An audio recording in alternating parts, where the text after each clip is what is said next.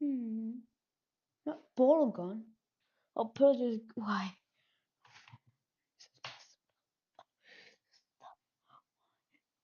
Hmm. Yep. How was this made? Ah, max of 1.21. Huh. Looks like I need to get another mod. Dude, there's already one. Why do I need another one?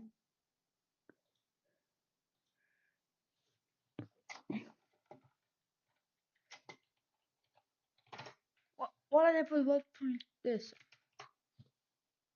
Let's begin mod. Wake up.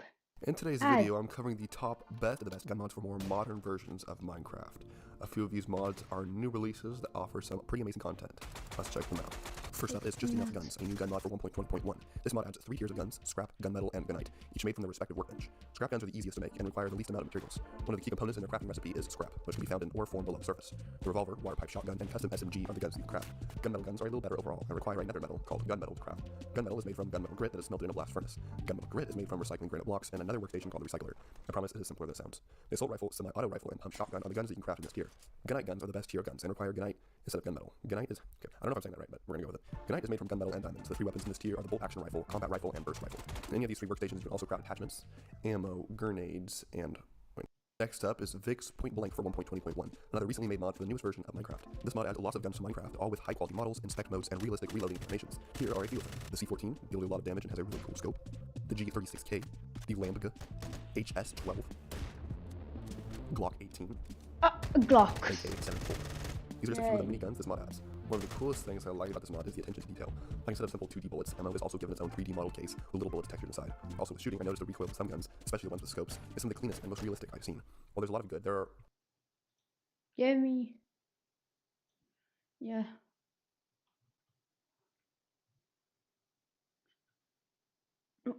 Half-Life? What? Why does I have Half-Life? Oh, one. Oh, it's shit. That's the wrong one. Oh, there we go. I just want to fart. I just want to. Holy just.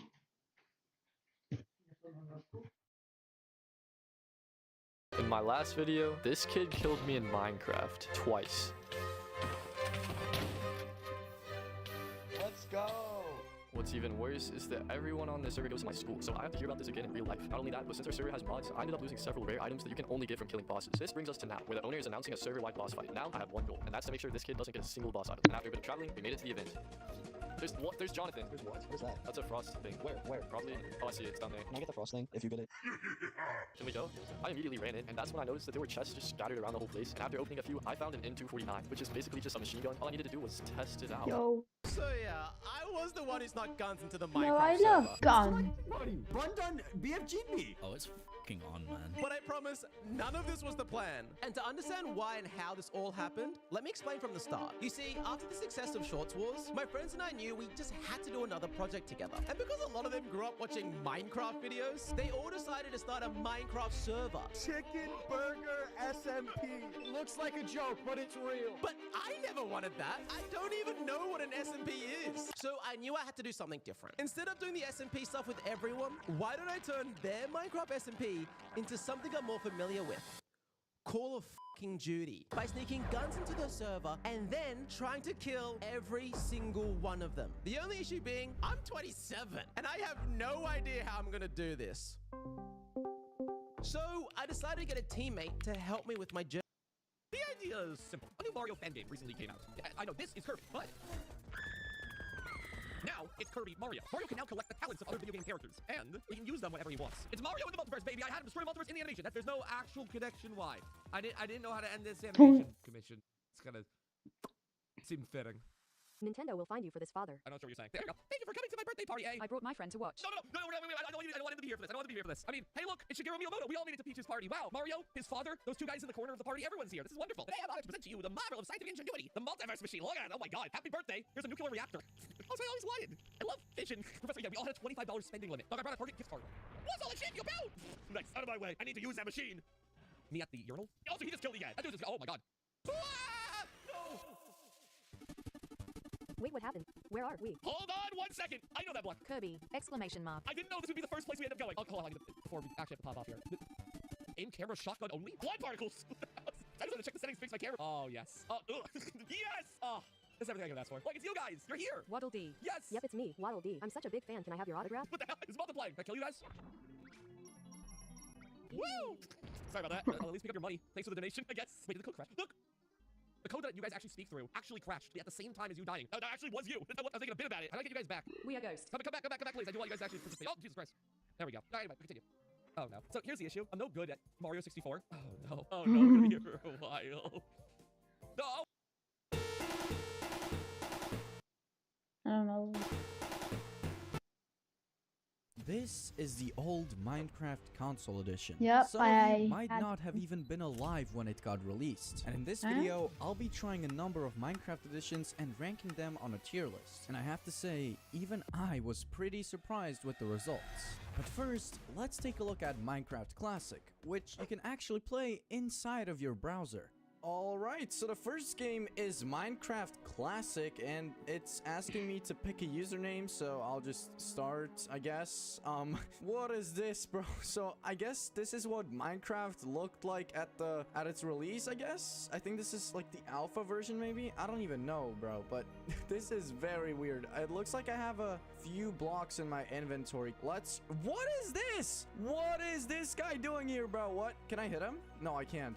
What? Oh, I can break blocks, though. Wait, can I place blocks? I could, like, I don't know, build something. Oh, and by the way, to make this a bit more fun, I'll set a goal for each of the Minecraft editions, and since you can't really do much in this one, I decided to just build a cube. Oh, you place with left click. Interesting. I guess at least I will try to leave my mark. And even though I struggled for a bit, eventually I managed to build one. All right, that's my mark. I don't know. And for the ranking, I'm sorry, but I'm giving Minecraft Classic Edition F tier. There's just really not much to it, and I don't think. Bro, you're saying that early Minecraft is just horrible. I'd be able to enjoy this Minecraft edition for longer than 5 minutes. But let's go to Pocket Edition. That's right, to play the next Minecraft edition, I actually wouldn't need to be on my PC at all. The only problem I have is that my phone isn't exactly the best, but hopefully it can run Minecraft. Oh, I gotta take this. I'll be right back. That's right, I managed to get Red Magic to send me their new Red Magic 10 Pro, which is apparently... Ever find yourself losing? Can you beat Super Mario Brothers if the floor is lava? The short answer is no. Some areas don't have any blocks to land on and are just impossible. But there are many levels where this challenge works out just perfectly, and a lot of areas where you can get creative to find your way through. Over the last month, I've steadily worked on a ROM hack so we can all experience this challenge. And now, I present to you Super Lava Bros. Yeah, that was the best V I could make, okay? Anyway, in this video, I'll take you on a journey through the creative process I went through, as this grew into a much bigger project than I had anticipated. Before all of that, though, let's get the elephant in the room out of the way. Yes, this is lava. It's not water. If it was water, Mario could swim in it, as demonstrated by his excellent swimming abilities in the water stages. This is lava. It's blue lava. What's wrong with blue lava? 3D World has blue lava too. It's a thing. Truth be told, the lava has to be blue, unless we want every level in the game to use the castle color palette, but then they all look like this. I like the variety a lot more. I'm partial to blue lava myself, and besides, we still get that aesthetic in 6.3, and this way that level retains its unique look. So try to grow fond of the blue lava. We're about to spend a lot of time together. Real quick, this video is sponsored by Factor 75. I appreciate. Here's 10 things you don't know about the original Super Mario Brothers. Number 10 will shock you! I'm obviously joking, but like, actually though.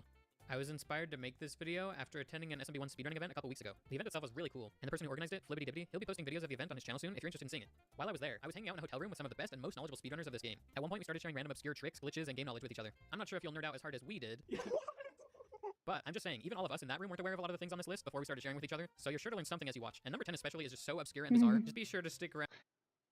The invincibility leaf slap. Here's 10 things you don't know. Last time on Nintendo World, I didn't remake much of Super we'll Mario World. soon. So this time, let's populate this world with some Let's blocks and enemies. go. I'm gonna break down how they work on the SNES and how I'm making them work in Godot. Hi there, I'm Y, and to teach myself game development, I'm remaking Super Mario World in the Godot engine. In the last video, I did a more or less deep dive into player physics, and I left off with the basic Mario moving around. And it's about time I give him something to move towards. In this video, I want to figure out how to make question blocks, turn blocks, coins, and also an enemy or two. And unlike last time, this is going to take some more planning, and use some interesting Godot features. So let's jump right at it. First, let's look at blocks. Super Mario World has turn blocks that Mario can hit to make him spin, question blocks that have stuff inside them, and a lot more. When Mario hits a block, it bounces up for a bit, and then it can change into another block. But before I get to making these blocks in Godot, let's look at how they work on the SNES. And for that, we need to know the difference between background and foreground layers and sprite tiles. The SNES has two ways to display graphics on the screen. Number 1, background and foreground layers. These layers are made of tiles arranged in a grid. In other words, the tile map. The tile map can move as a whole, but the individual tiles are fixed to the grid. You can have up to 4 of these layers, and the SNES doesn't care if they're used for backgrounds or foregrounds. That's for the game to decide. Super Mario World mostly uses one layer for the level's foreground, another for the background, and a third layer for the status bar, the title screen border, and additional background effects. Number 2, sprite tiles. Sprite tiles can move independently of the background and foreground layers and independently from each other. The downside is that because of SNES limitations, you can't have too many at a time. In Super Mario World, Mario, all the enemies, and all the small graphical effects are drawn using sprite tiles. If you want a much more competent and in-depth explanation, check out the fantastic video series from Retro Game Mechanics Explained. By the way, these terms can get really confusing. For example, in Godot, a sprite is just the general name for the graphics of anything. We're dealing with 3 different worlds at the same time, where basic terms mean completely different things. And if I'm being inconsistent with them sometimes, hopefully the meaning will be clear enough from the context. So now that we have this background info, and foreground info, and sprite info, how do blocks work? In Super Mario World, all these blocks are on the foreground layer, and are part of the level time map, just like the ground and the pipes, for example. But the thing you see when you hit a block is actually a sprite tile. If it weren't, it would be stuck to the grid. The game temporarily removes the block and draws a sprite tile there instead. The blocks can't be made from only foreground tiles, because then they couldn't bounce, and they can't be made from only sprite tiles, because there's a limit on how many you can have at a time. So the game takes this hybrid approach. Now, with these building blocks in mind, let's get to building blocks in Godot. I could make blocks the exact same way as the original game. Make them tiles on the foreground tile map, and have them spawn some kind of separate graphic when Mario hits them. And the first part is easy. I can add some block graphics to the tile set, make a new tile from it, and then place it in the level. And there we have our first block. But then, how would I make it do something when Mario hits it? Tile maps in Godot only control appearance and collision, not behavior. You can't easily say, if I touch this tile, perform this action. So a tile map doesn't seem like the right tool for the job after all. But that's okay, I can just implement blocks as their own scenes, just like the player character, with the hitbox and the graphic and all that. Not only is that possible in Godot, but I'm pretty sure it's the recommended way too. So I'm going to create this block scene with a static body 2D node as a base, and give it a collision shape and an animated sprite. To make blocks bounce, I need velocity and gravity, and static bodies don't have those built in, but I can add them to the script myself. In Super Mario World, the initial bounce speed is hex 40, that's 64 subpixels per frame, and it even has its own gravity value. I'm going to write a bounce function that gives the block some initial vertical speed, and then in the process function, I'm calculating the position based on speed, and speed based on gravity. I'm going to add a timer node, make it run for 8 frames, just like the original game, and when it runs out, I'll snap back the position and speed. For testing purposes, I'm just going to make the block bounce whenever I press the down button. Oh, look at that, I am making that even that loud. So now it just needs to bounce when Mario hits it. Turns out it can't really use collision shapes to detect which 2 things are colliding. Looks like I need an area 2D node for that. So I'm adding them to both the block and to Mario's hit. That shape is just temporary, nothing actually. And to detect when Mario hits the block, that's where signals come in. Something is happening. For example, the area 2D node has this area enter signal that fires when it touches another area, and you can connect that signal to a function in the block script. So now that function is going to run every time Mario hits the block. And I should probably make sure it only runs once. And actually, I might as well only change the position of the animated sprite and keep the block itself stationary. And there you go, all the blocks you could ever want. Unless you want some other types of blocks. Now that I have question marks, I could just repeat the process for time blocks, make a new scene with all the same nodes. Then they would be completely separate from each other. And what if I wanted to make a change to both of them? I need a way to have all blocks related to each other. And that way is called inheritance. You can define some base object, and other objects can share its property, and define their own property. This is very common in programming, where you can inherit variables and functions and classes. But in Go, you can also inherit nodes or scenes. That's called an inherited scene, and it seems to be just what I mean. With inherited scenes, I can build my own hierarchy of block types, starting with the general and building more. Sonic 1's Japanese. Should be functioning perfect. If tablets aren't your thing though, you can always cast it to your TV and use it like a controller. Even if you were to cast this for like hours on end, it's pretty unlikely to run out of battery because it's so enormous, literally more than double the size of an iPhone. But despite its voluptuous size, it still charges really fast. Okay, now my favorite part. If you select from the sides while playing any game, it opens the game space. You can have a performance overlay, you can cast it to other screens like I mentioned before. You can even have custom shortcuts, it's super convenient. There's also an anime girl. Great, so if any of this sounds interesting, pop up the description if you check it out. I'm Skyway, I approve this message. Brendan started out by making a PvP launch client to go along with the server. The client was small, but at this point, it had one thing Lunar didn't. An actually good team of developers. So Lunar actually offered to merge, but Brendan asked for a 50-50 split, and Lunar was not happy with that. So the 2 clients would be competing until one comes out on top, and it wasn't looking good for PvP left. The supposed anti-cheat had a habit of triggering servers anti-cheats. Some servers even banned the client because of it. But before Brendan and his team could fix it, Minecraft is basically quadrupled in popularity, and these new players were about to see PvP lounges, the client that just gets you banned. So Brendan did something drastic. Using PvP lounge's old code, decided to create a new client. He didn't even tell most of his community. Instead, he was taking his chance on the YouTube algorithm. He would make a trailer and just hope it blows up. But he did have some hope, because he realized a lot of clients lacked good customization. So Brendan added a mod graph that players install anything. It was finally posted by some miracle, got nearly 600,000 views, and so Feather Client was born. However, there was a reason no other client had done this. With Feather's closed beta costing $12, they were basically selling access to other people's free mods. And modders were understandably upset. Technically though, according to Feather, they were wrong, because under their mod licenses this was allowed. They didn't incorporate any code, they just literally downloaded the mod into a folder. It seems more like they bypassed it, but whatever. Even so, some of the more strict licenses were still definitely broken, which is why I'm not surprised about what modders did. Burned by YouTube until the rights holder for the music just slowed the video down entirely. Now, despite being able to go under the radar, especially because shortly after this, their closed beta ended, making the client free anyway. I mean, their Discord already had 80,000 people who didn't give a shit. It would have gone under the radar if Lunar hadn't jumped on it. They called Feather out directly, making him look like a shady Lunar knockoff that steals mods. And Lunar's credit, this isn't entirely wrong. Feather's branding was a pretty direct copy, but this is a bit of a pattern with Lunar. He jumping under competitive controversy to get added. Wait a second though. Remember Bad Lion? All of the bad people from it were already fired. Like, it's fine. People to this day call it Peak Client. And Feather, they went free and they fixed all of the issues with licenses. Like, what the fuck do you want from them? I guess it wasn't enough, because Lunar's campaign worked. Lunar was able to solidify itself as the most popular client, and the only one your Hypixel friends can get angry at you for using. If there was one major feature players still weren't getting, and that's Replay Mod.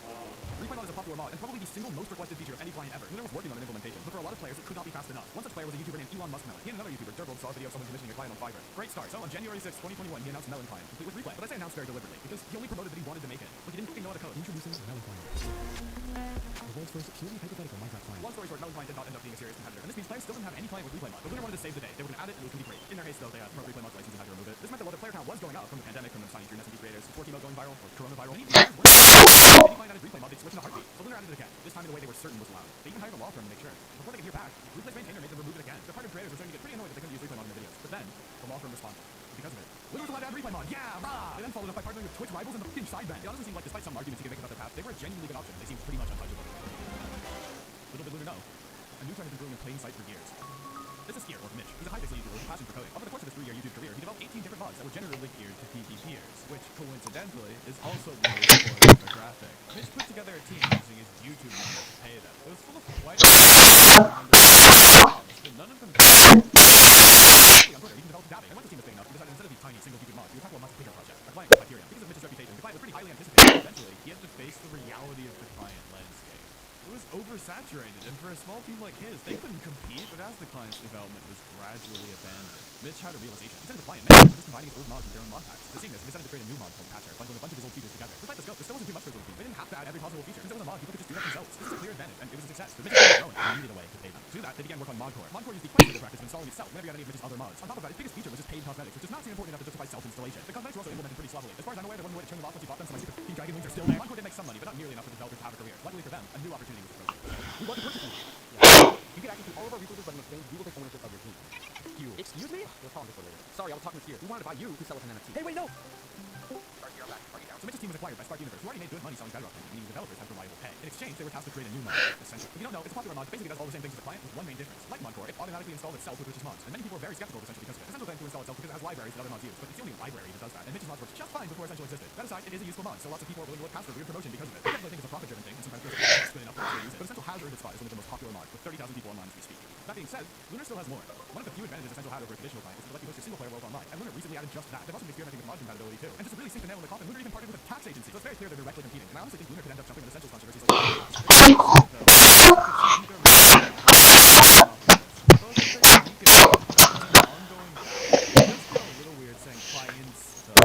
nowadays they usually do it with mods or Lunar. For better or worse. That was cringy. Subscribe, it really helps me out. I heard from this YouTube employee at VidCon that apparently likes matter again. So let's test that. Like the video. That's a great rest of your day.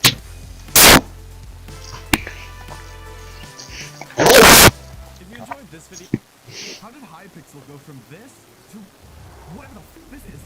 Back in 2012, before Hypixel was a server, it was this dude, and his name was Simon. Simon, who went by Hypixel Online, was a prolific map maker.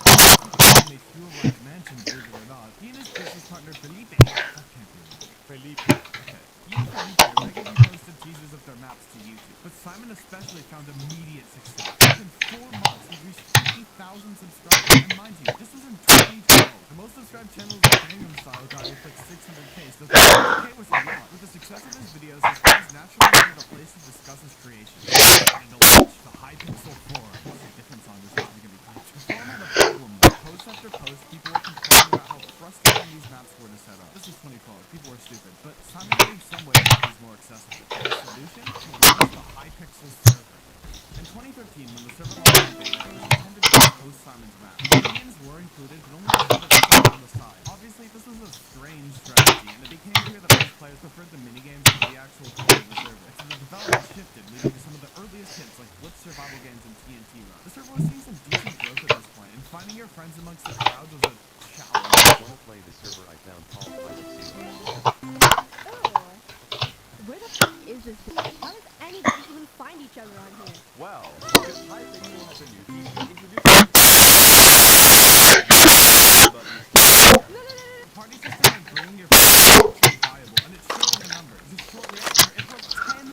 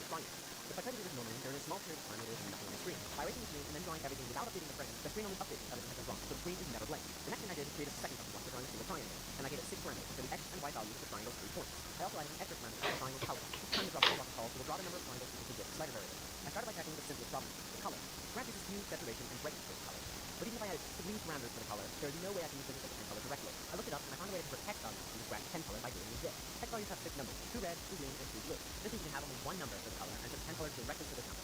The next step is to actually make a triangle. So we pretend we're two points, and bam, we have ourselves over. But we can't make a game out of this. The triangle has to be filled in. This is where the challenge begins. Here's the part of the video where I give a heads up that this video, as well as the next one, are going to be way more math oriented than the building. With that said, I hopped into the graphics calculator. Different graphics engine, and you guys seem to like it. So today I'm doing it again, but instead I'm going to be making it in Scratch. Scratch is like a beginner platform for literal children to learn programming and game design. But today I will see if I can recreate an actual graphics engine inside of it, which will be interesting and actually really cool, since the platform is intended for making really simple games. So the first step of making a graphics engine is obviously render things onto the screen. Now by default, Scratch has this implemented in. I mean, I can create a sprite and drag it onto the scene and it works. But that's cheating, so instead I will attempt to make my own renderer inside of Scratch. So I found out that the only way to technically render things onto the screen is using the pencil. It's typically meant to be used for things like drawing projects, but theoretically you can use this to draw pixels onto the screen, which honestly is the closest we're going to get to actual rendering as well. Now the first thing I decided to render was totally shapes. I started off with a simple square which is just 4 lines, and I even created a circle, one step and rotate 1 3. Now in my actual graphics engine, these shapes are fitting, so I need to do that here too. This honestly was super fucking infuriating. In the end, it was simple enough, but Scratch just didn't want to cooperate the entire time I did this. But look guys, it's pretty. I made a great implement. Stage 2 of this graphics engine is creating shapes, which is going to be even more of an ache to implement, since Scratch is literally a 2D platform. So previously for a square, I needed to create 4 points and then basically join them together. We can use the same method for a cube, but instead we double the points to get 8. So the way this works is I created separate objects for each point. I then, in an infinite loop, use the pen to draw a line from each point, eventually resulting in a cube. The cool thing about this is because it's an infinite loop, we can move the points around and create our own shapes. Is this 3D? Well, no, not really, but it's the closest thing we're going to get. I used the same method to create a prism too. But I really cannot be bothered fixing that right now, and who cares? The next important part of any graphics engine is textures. Now again, this is something that technically made to be exists in Scratch, since you can use costumes to create different versions of your sprites. But since we are not using sprites, we need to think of a different way of implementing it. Thanks to this messy long-ass code, we can technically draw any texture onto the screen, like this Minecraft diamond ball. I know when it's a little cursed, I'll get into that in a moment. Here's how this actually works. I'm still using the pen to draw a shape, in this case a square, but instead I change its color for each pixel. To get the colors I want, I input numerical values into a custom list. We then use these values to adjust its color, saturation, and brightness. We can also adjust the resolution of the image. Currently, I am making it 10 by 10, which is why it looks a little bit cursed. You can easily increase the resolution though and get a much nicer look. It does mean that I have to painstakingly make the list longer though, hence why I'm more keen on using the 10 by 10 resolution. And well, we can now technically create any textures we want. Here's a TNT texture at a higher resolution. I know it technically doesn't seem to be but it's and also here are a few cool pattern ones. Now, Scratch is great for kids and basic games, but if you want a more serious and capable video game engine that's also set up for beginners, I recommend today's sponsor, Game Maker. Okay, so I'm going to try and create a game.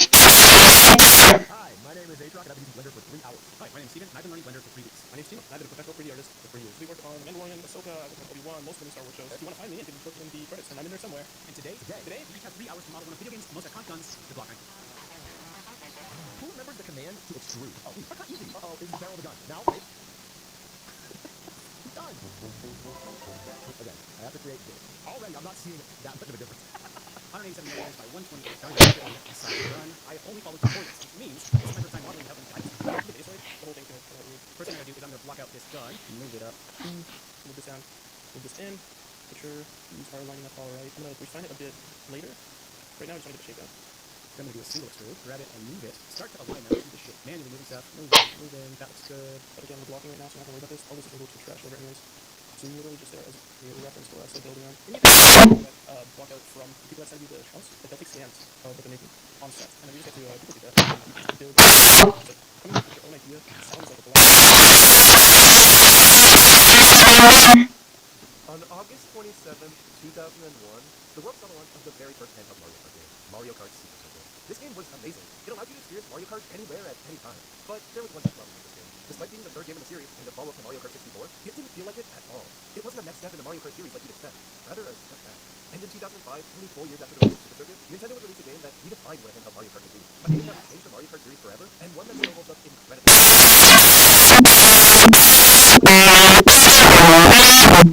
And truly see what makes it such an amazing entry in the Mario Kart series. My name is Mario Meister, and welcome to a Mario Kart 2005 is the 5th entry in Mario Kart series, and the second to be released on a portable console. Development for this game started right after the release of Double Dash in late 2003, with the first instance of gameplay being shown off at E3 2004. This E3 demo showcased a bunch of different characters, racing around what seems to be an early version of the track Yoshi Circuit. And it wasn't until a year later at E3 2005 where the game was properly revealed as Mario Kart DS, sporting an early logo that I honestly kind of like more than the final logo in a lot of ways. During development, the team really wanted to take advantage of the fact that this game was releasing on the DS, a console with 2 screens, with one of them being a touchscreen, and brainstormed ideas for how they could make use of the screen. One of the most popular ideas among the team was to allow players to place items like bananas anywhere they wanted them to land, by simply tapping on a map that would be on the bottom screen. But after putting this idea into action, they realized just how much the screen kind of take away from the game because of how involved Mario Kart already is, and instead opted for minimal touchscreen capability, which I honestly think was best for a game like Mario Kart. And as the game wrapped up its short development period of around 2 years, Mario Kart DS would receive its final, more modern version.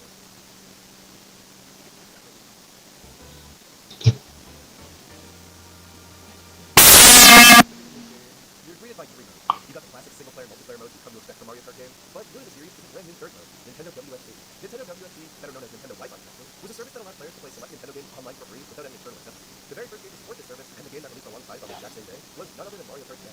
Having the ability to play a Mario Kart game online was a pretty big deal back then, but we'll get back to that a little bit later. For now, let's talk about the actual game itself. Starting off with the single player. One of the first things you're prompted to do in the single player mode, or well, any mode for the first time, is create an emblem. To create an emblem, you simply draw on the bottom 3 when you want to be displayed on your card, and it'll be there. I remember messing around with this emblem creator so much when I was younger. It's such an amazing way to take advantage of DS's touchscreen. You can draw anything on your card, and whether it be a star, coin, shameless advertisement, or, you know, whatever else you're on the card. Speaking of charming additions though, we have the character selection. And while at first this roster may seem a little disappointing, as initially it was the exact same roster as Mario Kart 64 had, there are actually 4 unlockable characters here that you get for completing certain tasks. You have 2 returning characters, Daisy and Waluigi, but you also have 2 brand new characters for the Mario Kart series, Rybones and Rob the Robot, for some reason. I mean, while Rybones is an incredibly cool new addition to the series, eventually becoming a fan favorite, Rob has always been one of the weirder characters out of the Mario Kart. I mean, I'm not complaining about that here, but their inclusion has always been me wondering why. Moving on though, returning to Mario Kart Double Dash is the ability to select a card to use. But while in that game each character only got 1 signature card that I've ever done, DS actually has 2 signature cards for each character. And a lot of these cards are actually really cool. Mario has the iconic E-Dasher that's seen in almost every single piece of promotional artwork for the game. But also has the Shooting Star. Luigi has the Holding Rush 4000 along with the Streamliner. Rybones has the Vanisher and the Fly Bomber. I really wish some of these they're so cool. Hey, maybe we'll see them in the Booster Force Pass or something. Back at this game now, it's kind of hard to appreciate the level of customization present in the different cards you here, due to just how much Mario Kart 7 and 8 leaned into the customization aspect. But I still really do appreciate the strategy that comes with selecting what card to use and which characters to use stats they offer.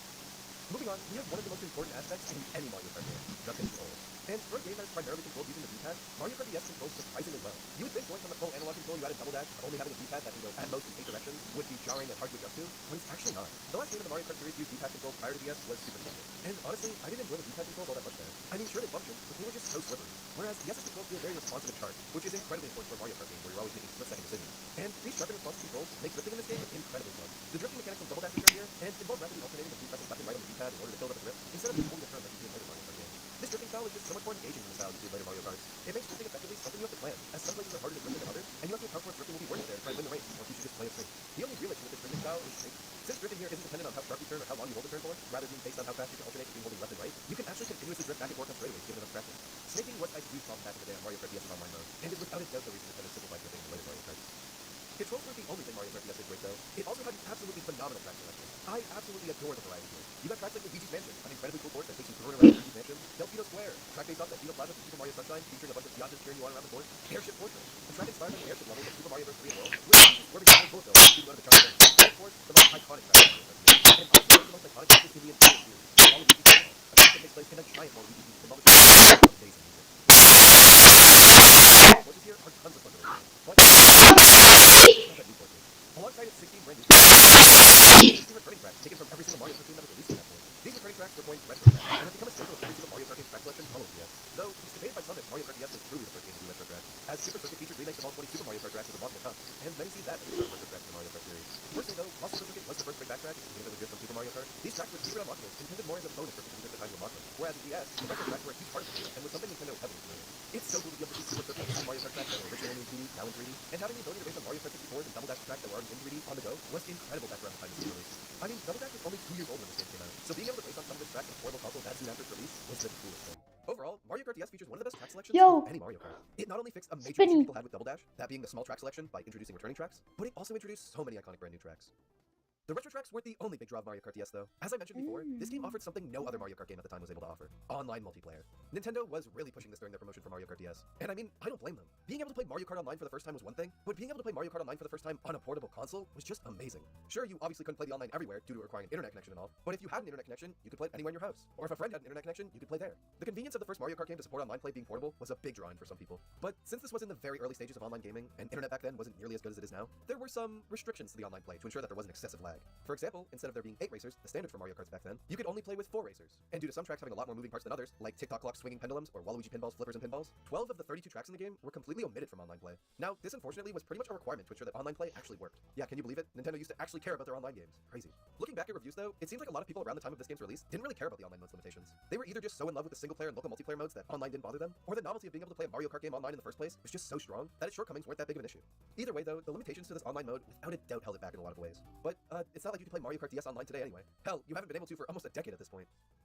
Speaking of multiplayer though, despite Mario Kart DS having a heavily limited online play mode, its local multiplayer is anything but limited. In local multiplayer, you have the option between playing in normal mode or simple mode. In normal mode, each player is required to have their own cartridge, with up to 8 people being able to play together locally without the need of a link cable or anything. While in simple mode, only the host needs a cartridge, with all the other participants being able to join wirelessly through the DS's download play feature, but being forced to play a Shy Guy, which I've always found hilarious. And although Mario Kart DS allows you to play the battle mode in single player, being the first Mario Kart to do so, the most fun you'll have with this mode is without a doubt in multiplayer. And Mario Kart DS's battle mode is pretty good. It's a relatively simple battle. Look, there's a big DS! You have 2 modes here, Balloon Battle and Shine Runners. Balloon Battle is just about what you'd expect from a Balloon Battle in a Mario Kart game, although it does feature this pretty unique mechanic where you actually have to blow into your DS's built-in microphone in order to blow up your balloons. I've always found this feature to be kind of gimmicky, but it's an interesting mechanic nonetheless. Shine Runners, though, is where this battle mode gets a lot more unique. This mode is very similar to Shine Thief from Mario Kart Double Dash, but instead of only 1 Shine Sprite being on the map, and the goal being to hold onto it till the very end of the match, 9 Shine Sprites are spread throughout the map, and the person with the most at the end of the time limit wins.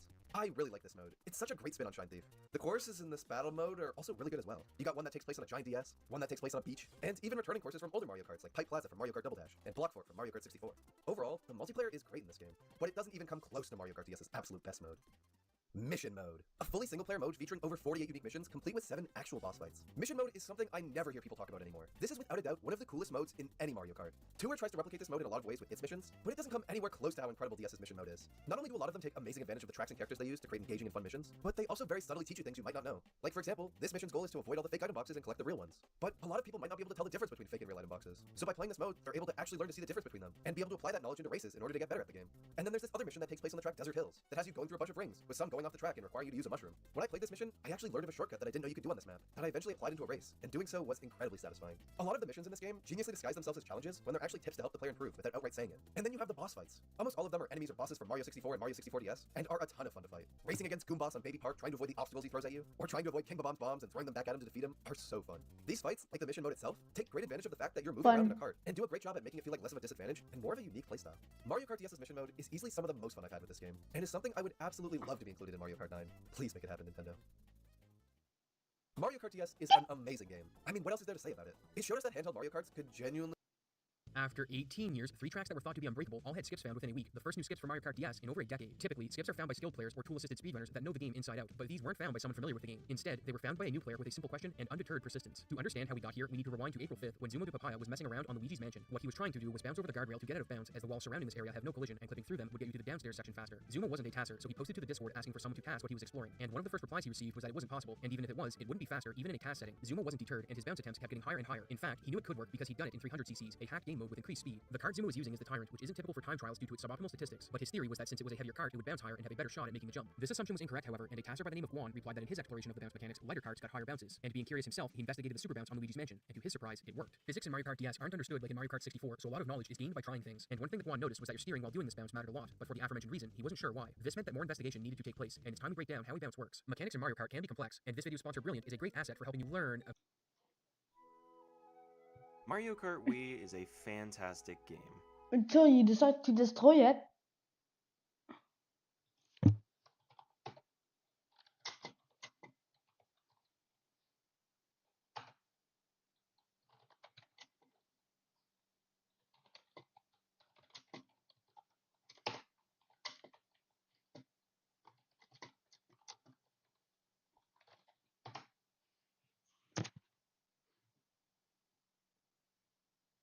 Yeah.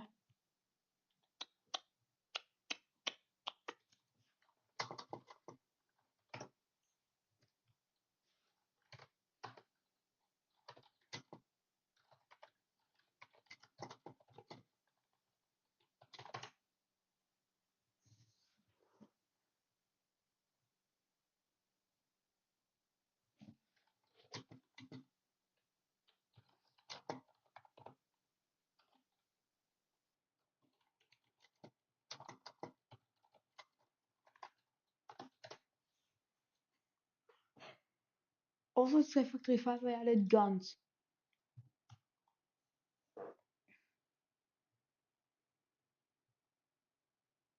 Now, ignored.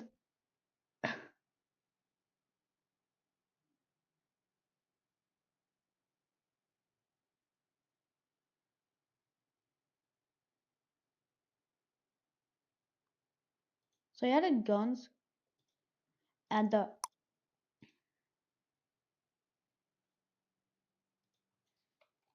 okay. What the parties even do is where's a party? Yo!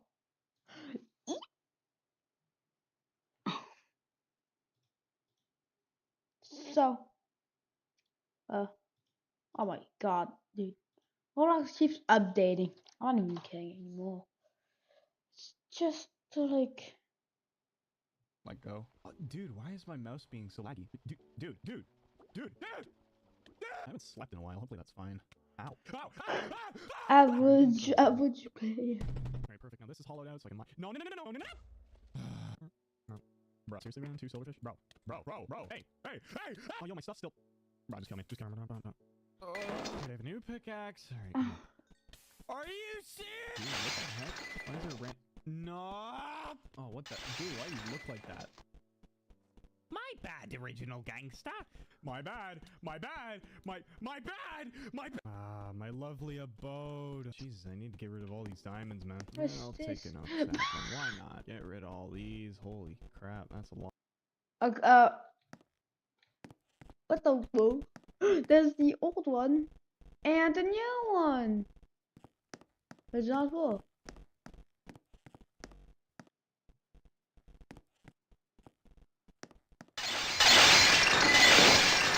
The noise. Get.com.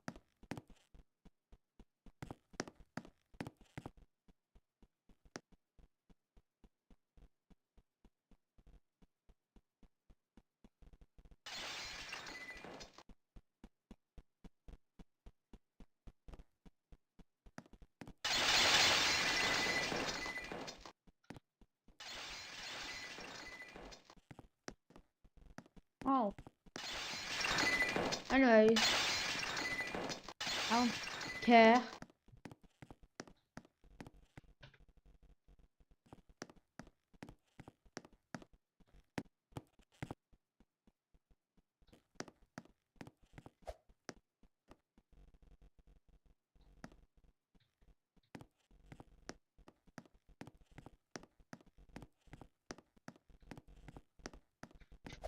Yo. Bro. Yeah. I found burger. Is it? What? Did I just lag connect? Let's go in here. What?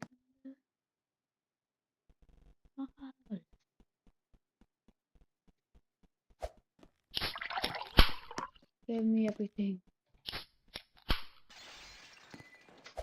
I have cheeseburger, please. Ooh.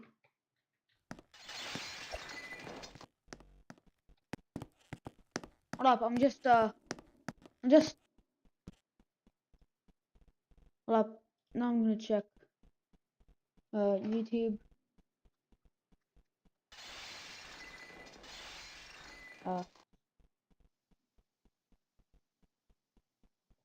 On the description.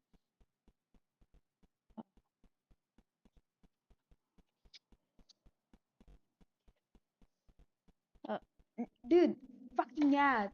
What the fucking ads? I think like some bullshit. Has Team Sonic cooked? He is much more impressive than the hedgehog guy. Yes. Plain Told hard. previously. Dude, I'm standing right here. This is really just plain hard. I guess I probably brain hard. What did I even say? What the hell are you doing? Ooh, what's this?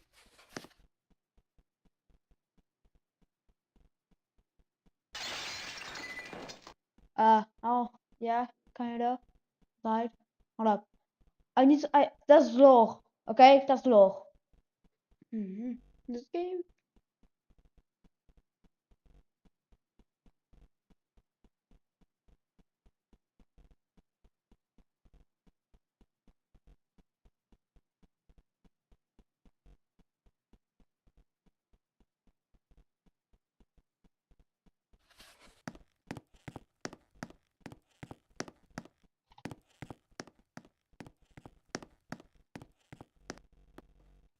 Oh, what's this? Dr. Pepper.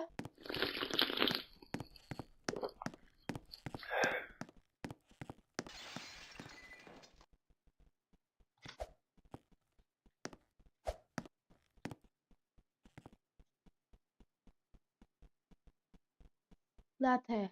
Give me the latte. But they can't. It's just have as a dough. Almost dead.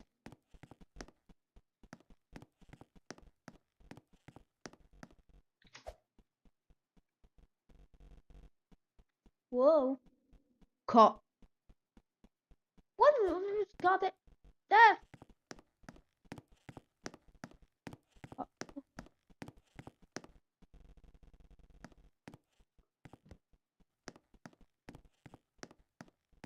Oh, so I cannot go in there.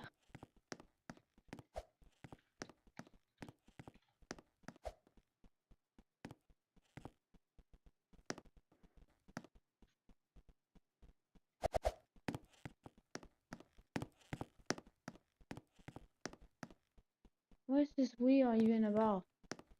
Why is it? What?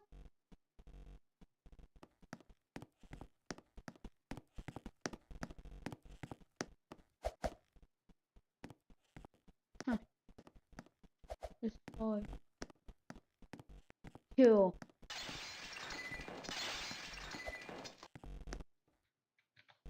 Yeah. Let's go.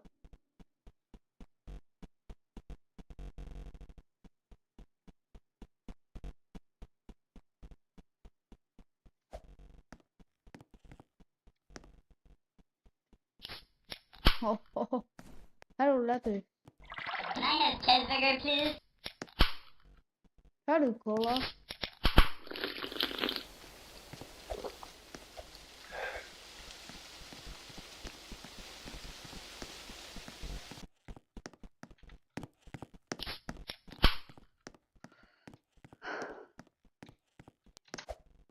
Oh, Bill. Let's go. Let's go. Yo. Oh, it's on the pastry.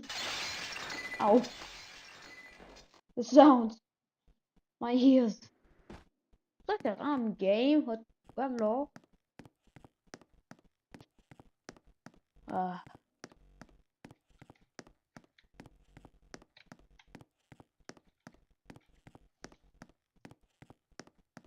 Oh yeah, they're like sentient.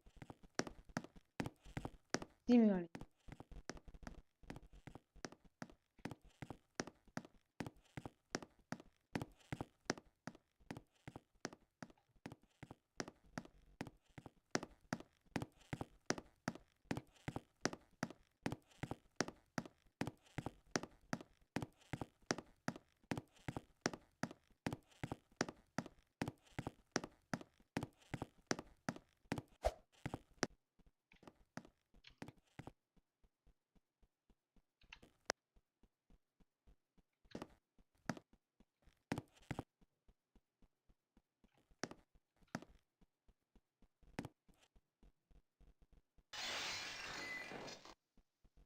Abonnement.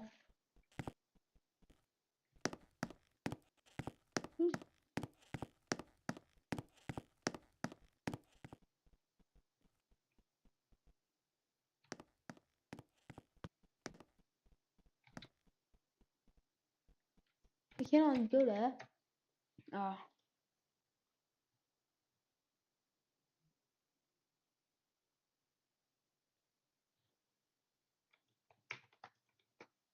The bank.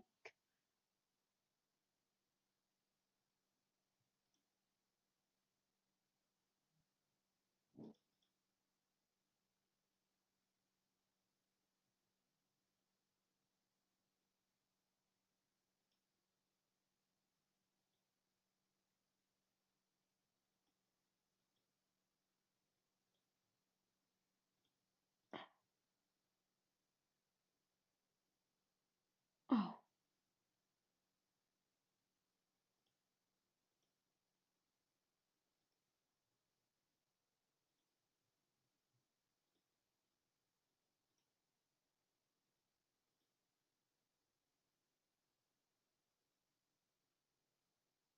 Game the maybe remember with the honk.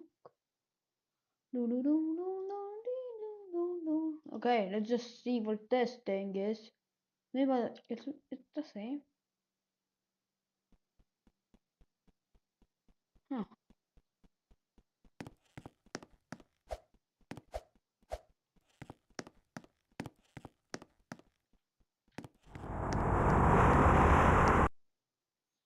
That fucking scared me. Why? Why does this goddamn fucking game go like? Oh. Why? Why? I was never one to shy away from a bit of ego. Yes!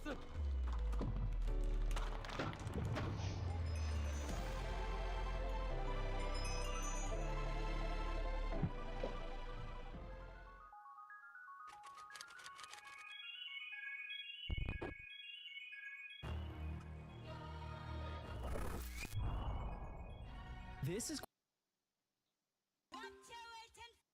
I discovered some of the craziest rip-off video games, and today we're gonna play them. But here's the twist. Every rip-off game we play, I have to say something that it does better than the original, even if the game is absolute shit. Okay, this is Mineclone. Yes, that's the actual name. And there are just so many things wrong with this game. First off, when you spawn in, you have a house, but you can't do anything with it. When you break a block, you can't pick it up. In fact, there's no way to place blocks in this game. Can we at least get food, though? I saw a pig in the distance, walked up and killed it, and its lifeless corpse just laid there and dropped nothing. There is literally nothing to do in this game. If I had to say one thing this game does better than Minecraft, it's that you can break blocks really fast. Speaking of which, our next game is all about being really fast. Garfield Kart. This game was $20. But before I get to how I got soft-locked in a racing game, let's discuss the elephant in the room. Yes, this is a blatant Mario Kart ripoff, and we can see that just by looking at the items. You don't get a green shell, you get a pie. And sorry, there's no red shell, there's a tracking pie. You want a super mushroom? Sorry, all we have is lasagna. If you're one of the 65 million people to own Mario Kart 8 Deluxe, there is literally no reason to play this game. The worst part is I can't even say, oh, it's not that bad, because it is that bad. I was racing against Sam Bucha, a fellow YouTuber, and he beat me because I got stuck on the track. I'm actually glitched! Yo, I'm glitched! That shouldn't be possible in a racing game. If I had to say something positive, it's that this character's kinda hot. But you wanna know what isn't hot? This game. Yeah, S-tier transition. Okay, but actually this game fucking sucks. It's called Jump Guys, and I was expecting a Fall Guys ripoff, but it's like half that, half Roblox obby type thing. Towards the end, I was trying to speedrun the levels, and that's when it got a little more fun. And I guess my one positive thing about the game would be that it's not insanely easy. This next game, however, doesn't even deserve a unique transition to increase viewer retention. You'll see what I mean. Editor, just put it on the screen. This is Among Us Run, a ripoff of Subway Surfers, except it's Christmas for some reason. Now, I love Christmas, so it hurts when I say, yeah, this is the worst game on this list. In Subway Surfers, when you hit a train, what happens? You die, right? But in this game, when you hit a car, you tank the hit. Wait, what? We just ran through the car and continue on like nothing happened. If I had to give one positive, it's that I eventually unlocked a cool skateboard. But you know what else is cool? This next game, actually. We actually have a good game. This is Time Shooter 2, a clear ripoff of Super Hot, the VR game, but that's okay. Listen, my job here isn't to be the police. Like, I commit crimes all the time, who cares? I'm just here to judge whether these games are good or bad. All of the ripoffs we've seen so far have just been a massive downgrade from the original, but this one is just a slight downgrade because it's basically the same game. If you don't know what Super Hot is, it's a shooter where time only progresses when you're moving. It's really fun to play in VR because you have people shooting all around you, and this game basically puts that on the PC. There's different guns, there's an axe, you can blow up your enemies, and if you're in the mood, you can hit them with balls. What is this, a grenade?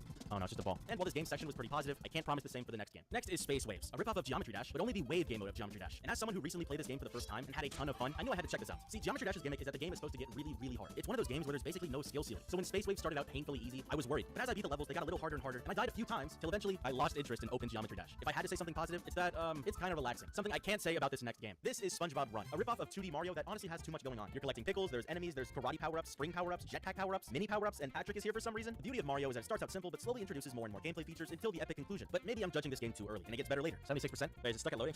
Maybe I spoke too early. Yeah, I almost forgot what video I'm making. I guess one thing this game did better is that even if having 4 power-ups in the first level is kind of insane, it's still kind of cool. Something that isn't cool, though, is Pokemon Legendary Catch, our next game. Now, this actually isn't a ripoff of Pokemon, but rather Angry Birds. You aim this little cannon to catch Pokemon, and the goal is to clear the level. What? And now I'm trying to think, who should I get Team Rocket?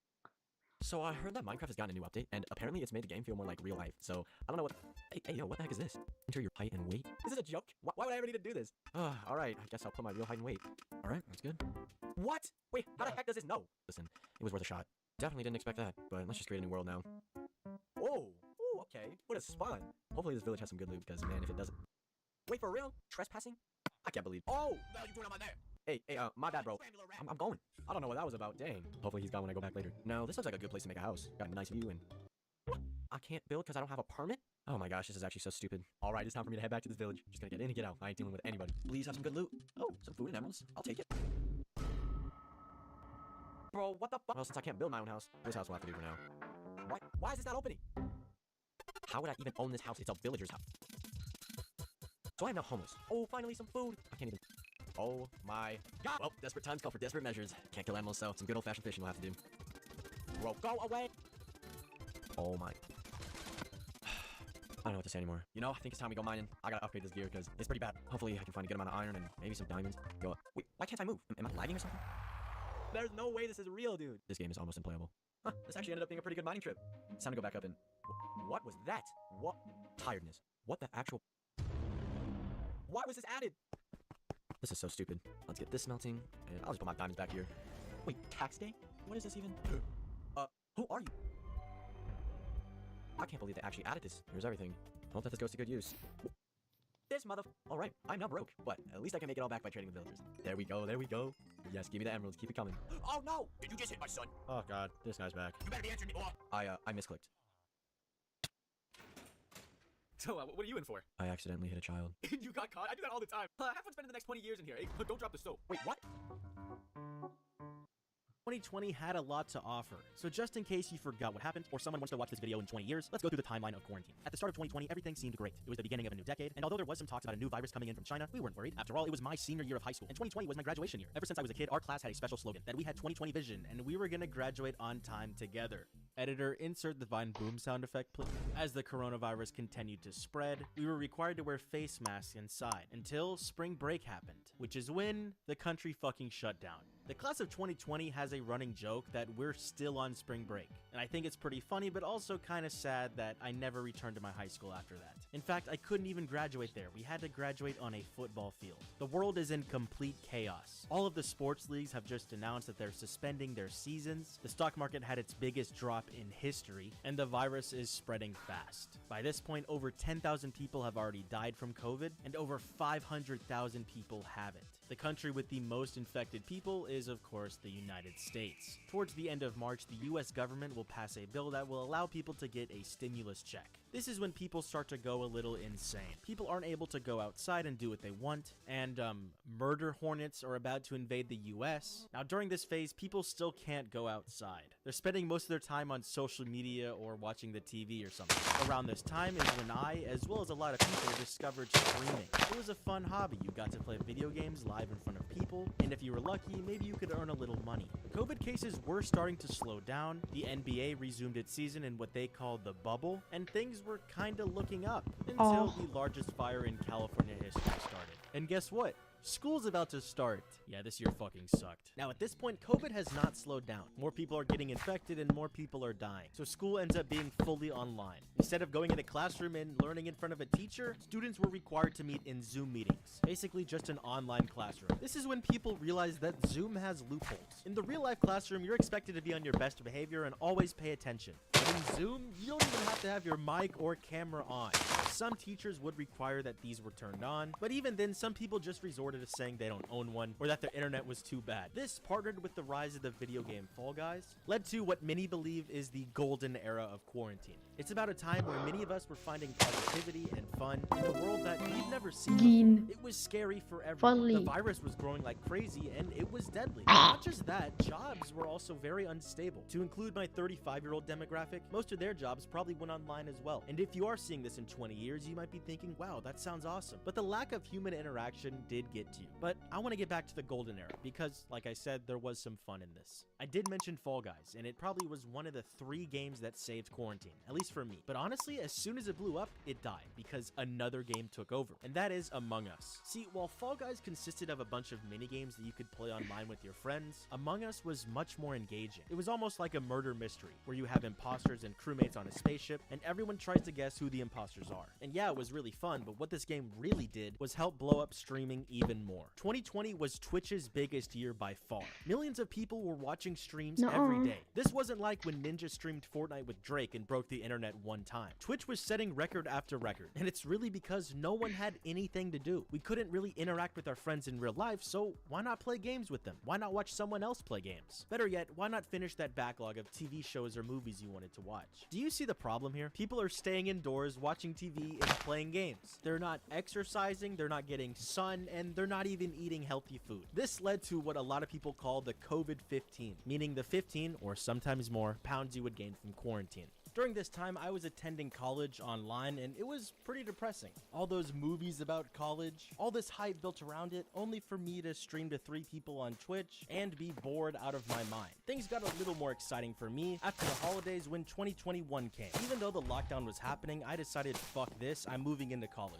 Now, because this whole situation was kind of screwed up, I did get paired with my roommate the semester before, when we were supposed to move in, but everyone went online. So it kind of gave me and my roommate a chance to bond before we even met in person. So yeah, while moving into college, I did have a friend. Things were still bad on the outside. Walking on a college campus in the middle of lockdown is creepy as hell. Other than my roommate, there were some days where I literally saw no one. Even the Chick-fil-A in the library was closed. There were times I thought to myself, wow, I'm really paying 10 grand to be here. But I don't regret it. I got to live alone. I met a lot of cool people. It would also be the last time classes would be online for me, which means the last time I would get straight A's. Yeah, if you can't tell, I'm not really a school person, which is why during this period I was grinding. Not my degree, but learning the YouTube algorithm. Yeah, maybe not the brightest idea, but hey, it worked out, right? When the semester ended, me and my roommate left unsatisfied. I can't speak for him, but personally I was thinking, wow, this was the college experience I was hyped up about. What the fuck? You were expecting 21 Jump Street? No, I got fucking Harry Potter. Without the magic, and without the people. There's no Quidditch either. This shit sucks. There is some good news in this though. I still haven't gotten COVID, and the COVID cases are going down. To the viewers watching in the distant future, this is what the people in the summer of 2021 were thinking. I mean, cases are going down really fast. It's the summer. What's really the worst one trip to the beach can do? After all, everyone's outside. There's no way I get oh god. That's a spike. Seemingly overnight, the cases jump back up. How did this happen? The vaccine's out? Yeah, bro, the virus mutated. Someone is literally playing Plague Inc. against us. And now I think it's a good time to say, where are the movies? Where are the video games? 2021 might actually be the worst year ever for media. The top 3 best-selling video games were 2 Call of Duty games. The top grossing movie of 2021 was Spider-Man No Way Home, which was a great movie, but that's not the problem. The problem is that it came out December 17th and still won. In defense of this, So,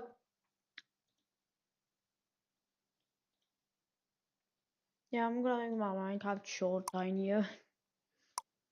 So, I already have crafting tables.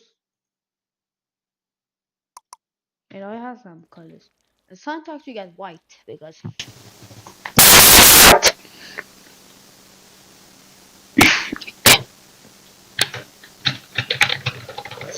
to go.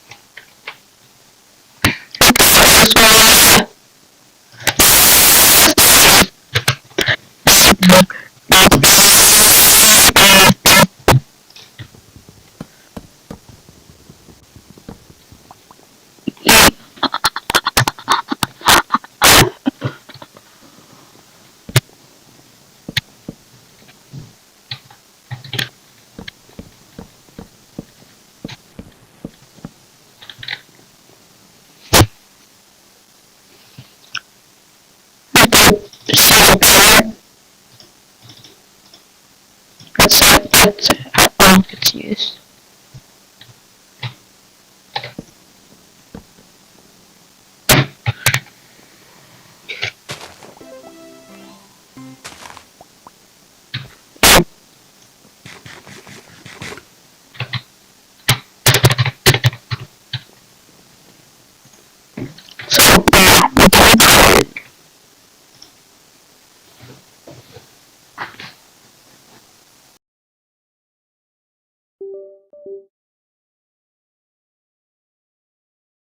Now, beginning.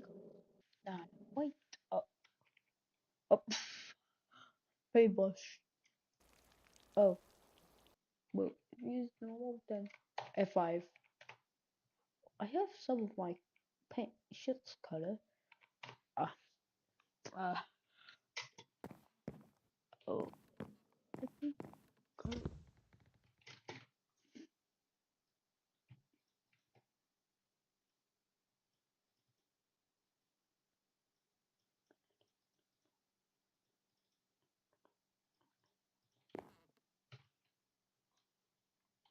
But I'm gonna make a white bed, which I'm gonna use some green wood. This is the white BD. I have a boot.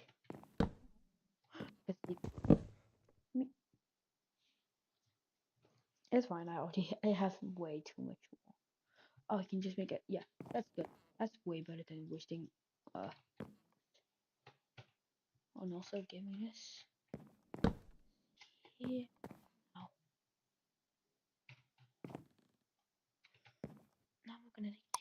going. Let's get 12. And now let's also going.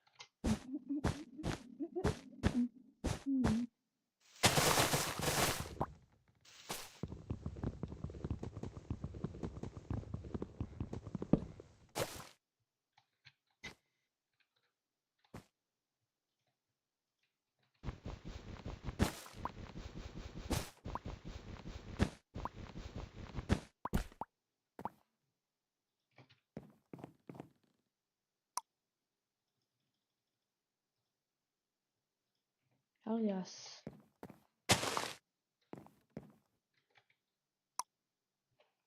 So I need a external L.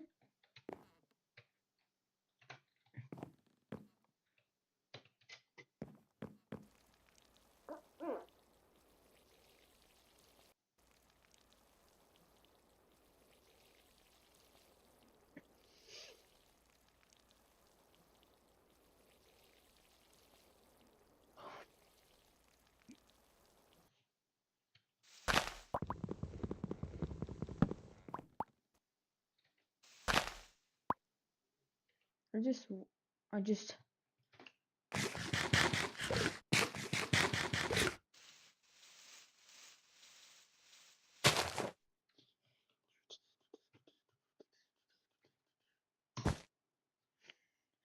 you sleep. Ah, perfect. Now I can expand it. And make a crucible. Because I need one. And I'm gonna get some slabs to get a goddamn bell. Now I can get a wooden hammer.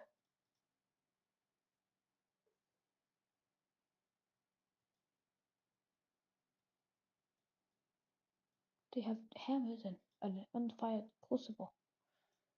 And also behind this porcelain clay.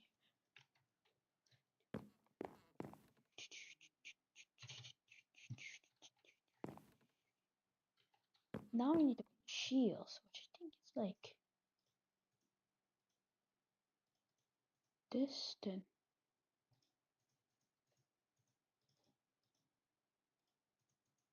Can I make a wall?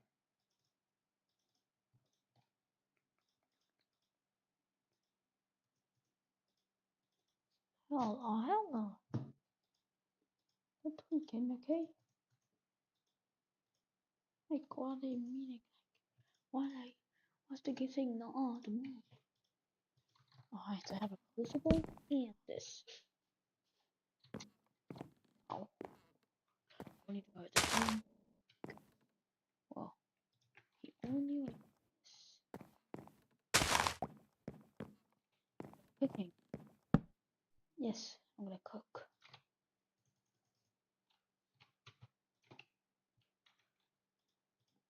Gun. I'll need some guns afterwards, like. Yeah, I'll need. Hold up, I'm gonna get a Glock. Yeah, first off, I'm gonna type the Glock 17. But what? I can get a fucking villager to give me. Oh, I can put it for good metal ingot, which is. How do you get? Good gunmetal mesh, which is iron copper. And how do you get copper again? Block of copper. How do I get a mill? Sag mill. Huh. I cannot get copper. Just get it. So, I don't know, because, yeah.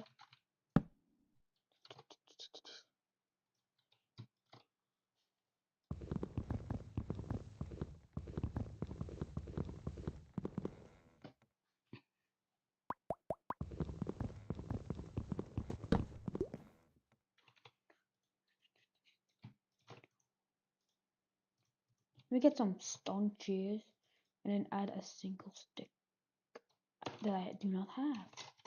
Apparently I don't have a stick.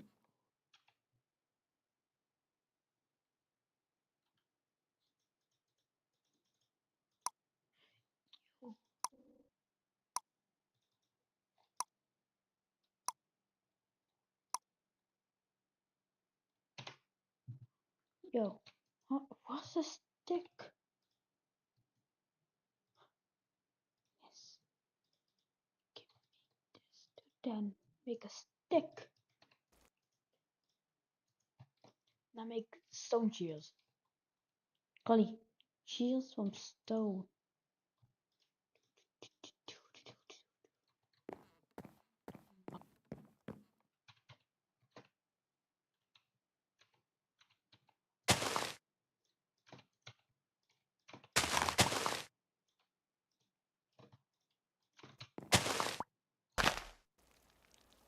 Let's get some wine. What? The fuck?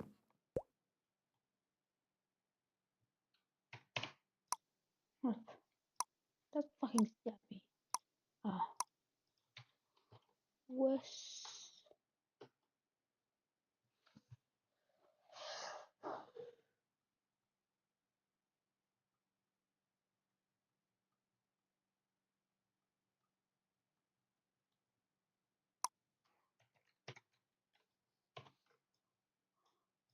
I don't understand.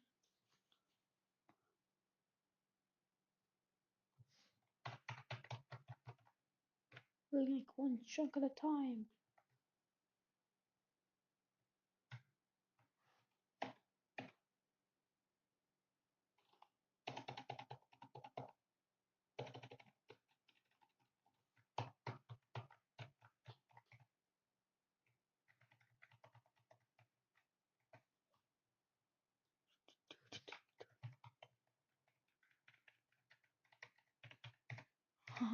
Oh my god, this is on the chunk.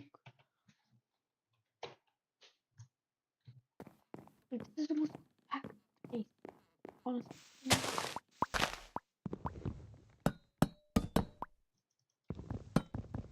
Give me a- I need it real quick. There. Back table. Make cheese. 2 cheese. I just walk in.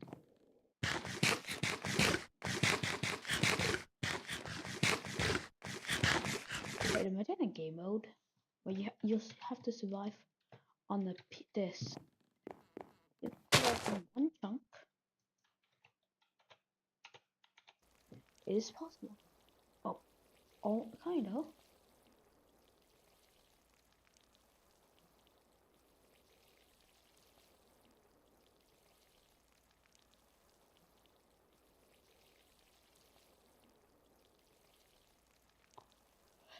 But the increased height, increased height, very. What?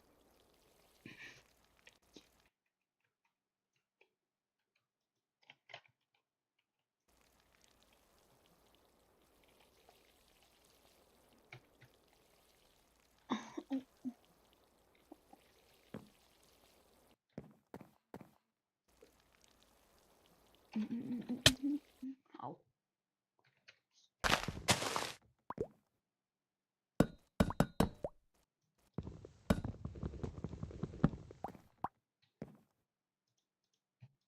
I got some white wool, and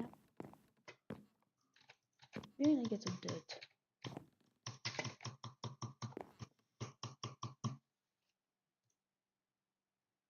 I have way too much, so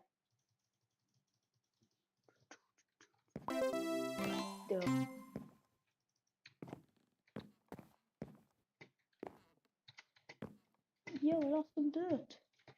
Yeah. We just placed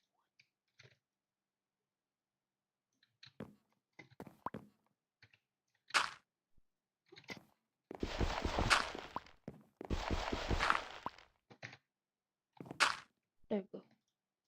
Now, first off, we're gonna do everything. So,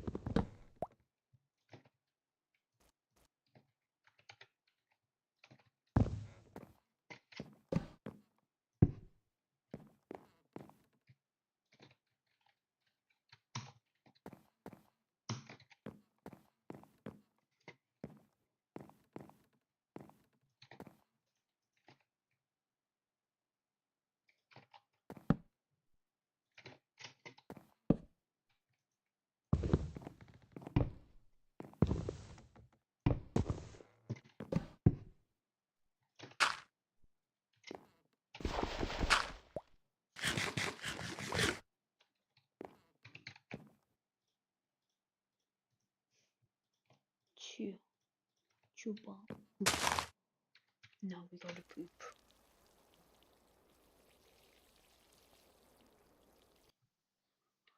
No, I'm gonna poop. Now we don't fit. Now we have lots of dogs. So let's make it distant.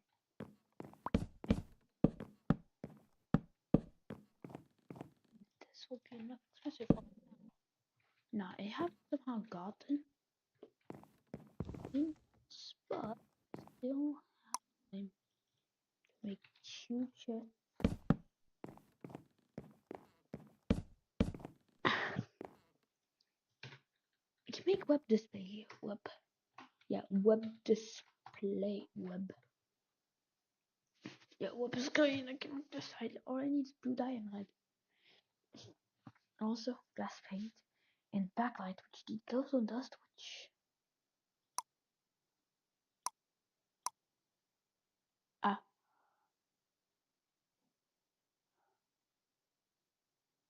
oh wait, I can make redstone into glowstone. Oh, glowstone into true.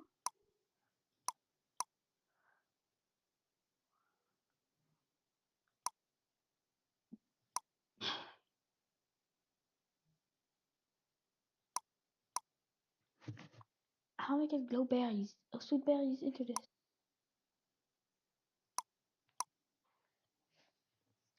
An apple into a minion? How do I get a living rock? How do I get a pure daisy? How do I get a pedestal? How do I get a seed? Okay, so to get this, I'll need a lot of like.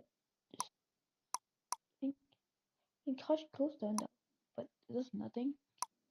The most of it is like useless. That's how I get a potatoes as this. Yes. Need back of copper, which. Wait, how do you get copper?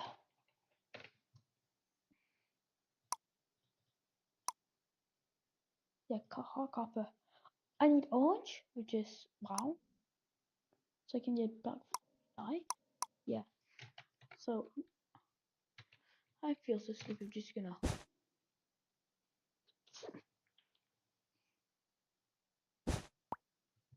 Okay, good. Now let's compost this. We also get some more water. Also need a bucket. So there you go.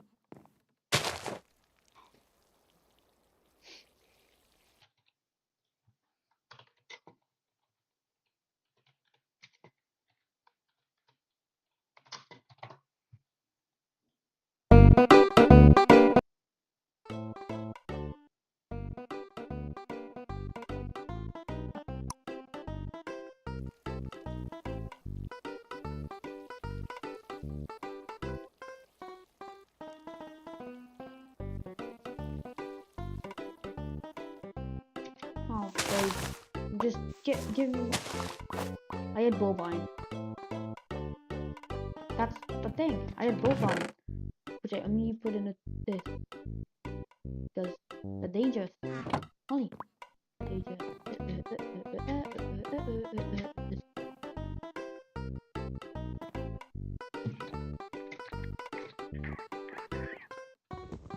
Get me off the wood.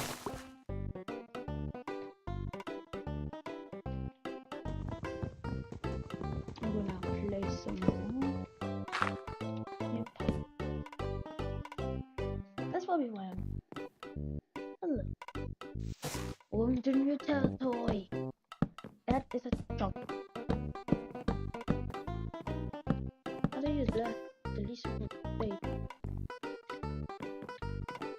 Also, let me just get like more toys. Like I want a space for my more toys because yes.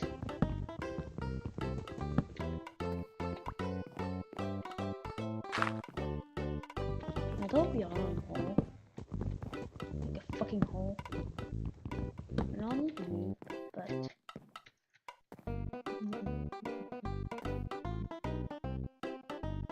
I have this. I have bovine. I need a water bucket. I have wooden bucket. Yeah, I need a wooden water bucket.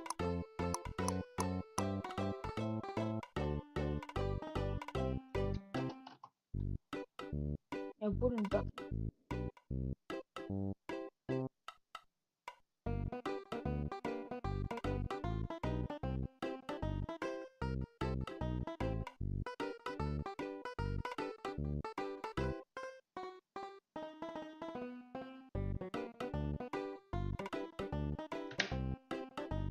Oh yeah, I forgot this.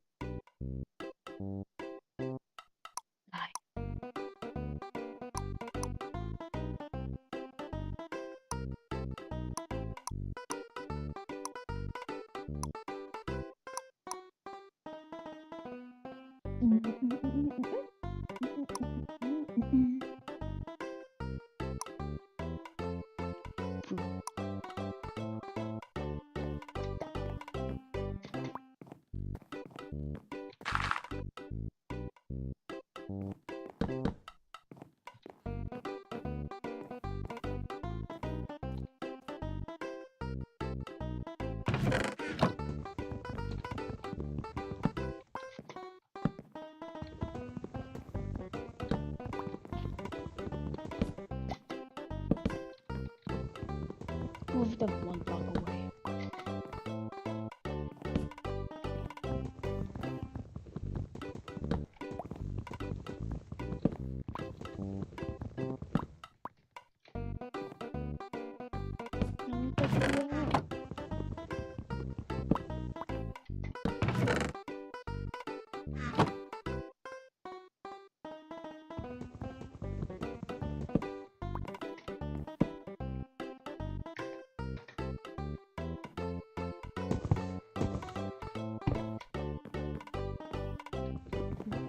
The poo.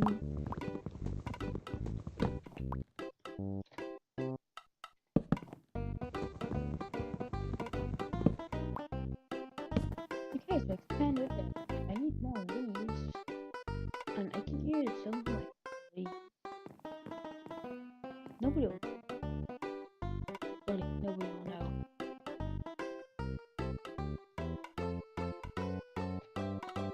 I need some more turtle because yes. Yep, that's the whole reason. Because finally.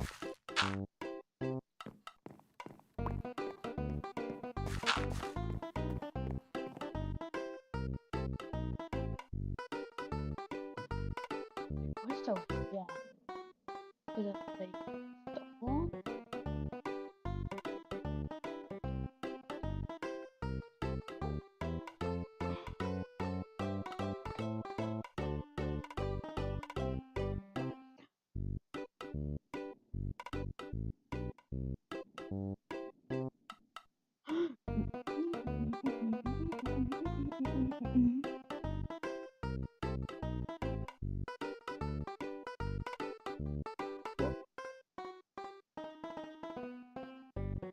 way. Of mode. Command. Scroll up and down to switch between modes. What?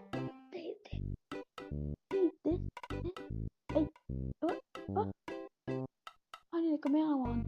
How do I get what?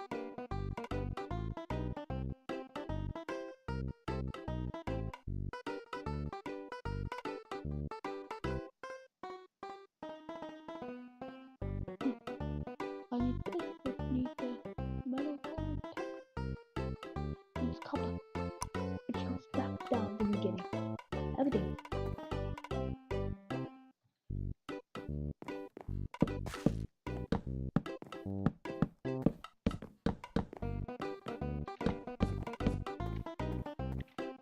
Actually, let me just cook. Alright, let me cook. Let me cook.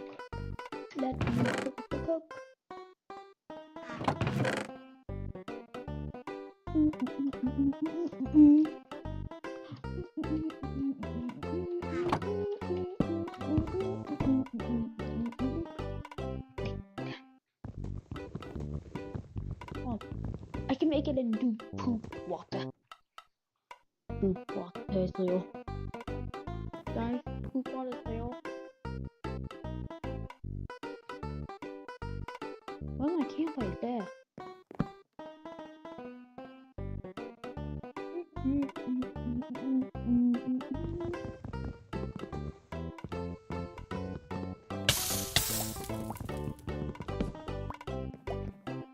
Pepper business.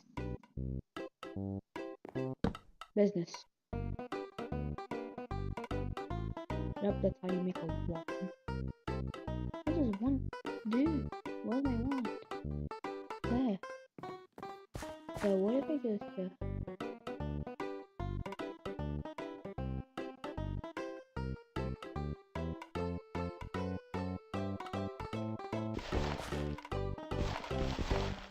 what if I have just one? I said, what if I just have one? I said, what if I just have one? Why can I not get it? Dude! Dude, my dog! No!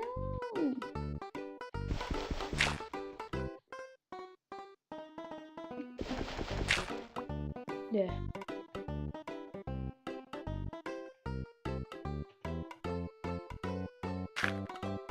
Oh. Okay, that's that. Okay.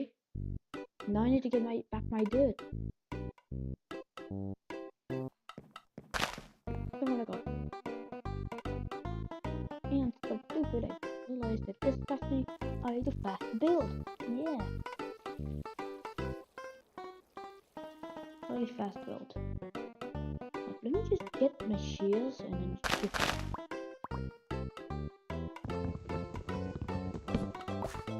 test and get dirt and then I have way too many leaves though.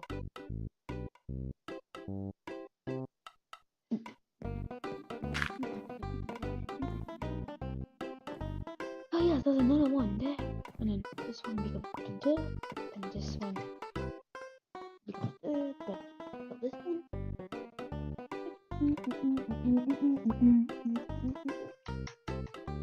ah yes, feed dirt. Yo, this is fast pace. Yo, I have fast pace.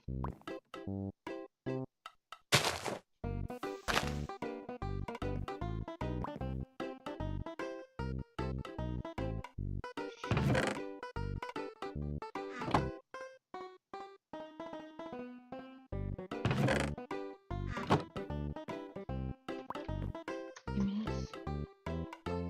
And give me some of this. Yeah, four. Just one.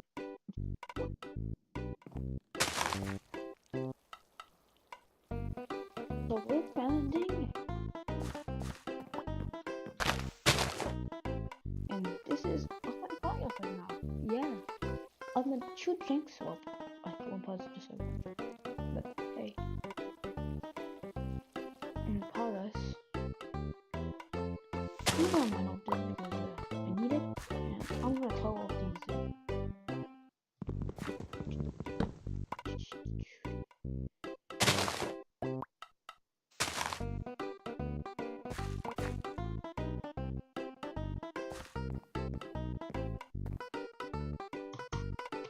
Damn. Leave I had to do. I'll do them. Goodbye.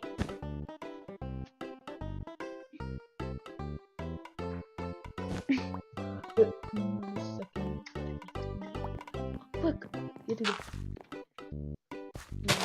Here's something. Oh, boat. But like Daisy and Daisy-O. This one says stage 1. No, the other one that could already.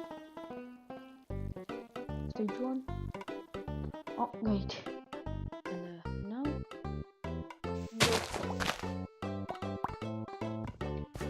How many silkworms? They keep giving me the wall. Way too much wood. That's way too much wood. So we're gonna expand. Come on. Yes, expansion. We need the whole place. No, yes. I know this is stupid, but I'm gonna dye it afterwards. That costs less wood.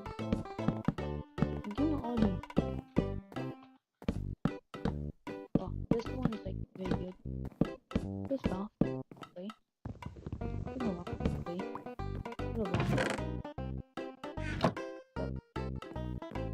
Yeah, look at all of this. Look at that.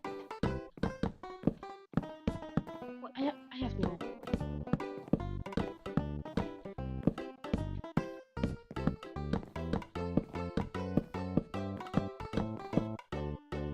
If I want to clone some blocks.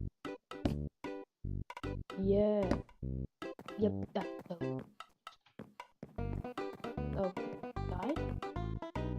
And now, I'm gonna take 2 apples. That is the one. Yo, plantations! Wait, this is. Dude, the island one is. The zone 1 is good. Cool and good. It can easily place any block that can be placed. Really placed. Even the startings. This is weird because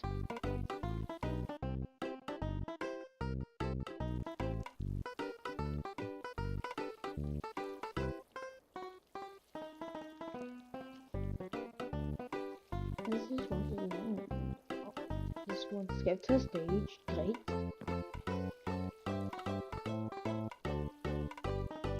This one is going into stage 1. Yeah, that was stage 1. And there's this one. Yeah, let's go. Oh, damn it. Oh my god. Dude, we're getting a cube. Dude, we're getting a cube. Oh, look at this. Look at the cube. Whoa.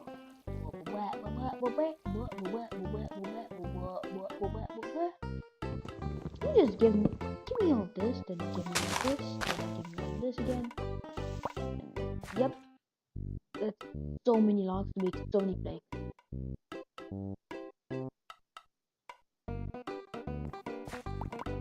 And now, here, the place, block again.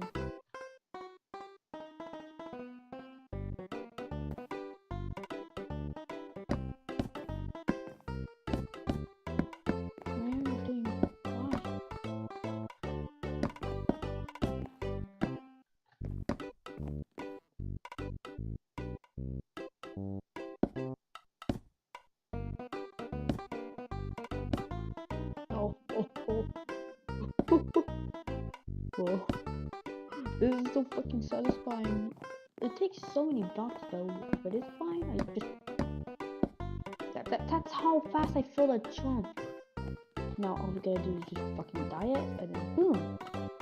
Yep, I have my entire goddamn thing done with a little more than enough wood to make some things. So I may do that. But it's fine, I can just throw it. Yep.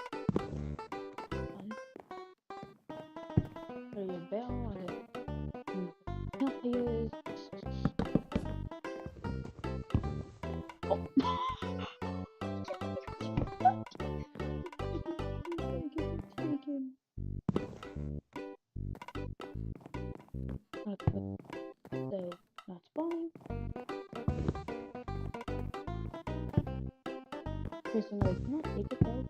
I can do this, so that is good. And now I need a Minecraft composter. So how to make a composter?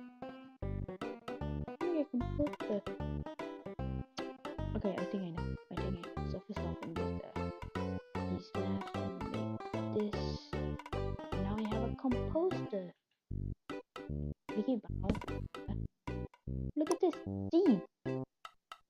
No. Grass. G. Grass. Grass seed. I need grass and organic brown. Oh. Spawning.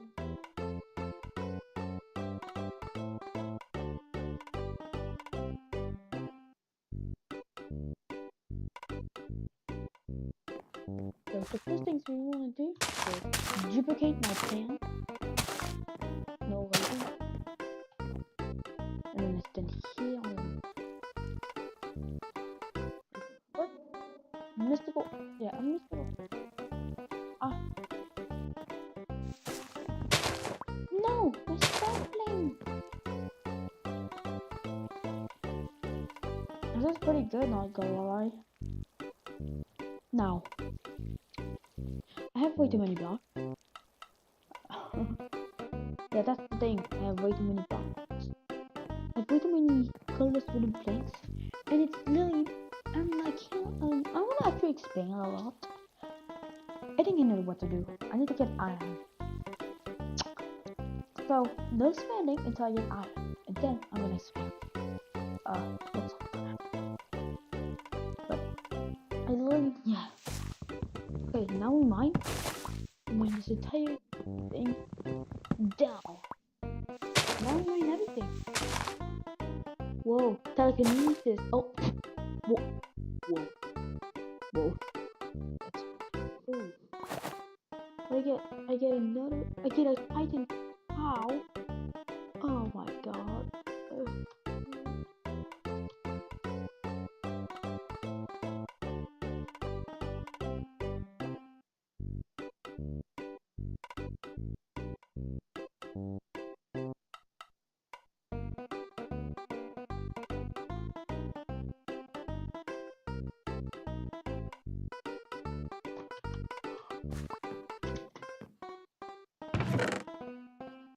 Come in.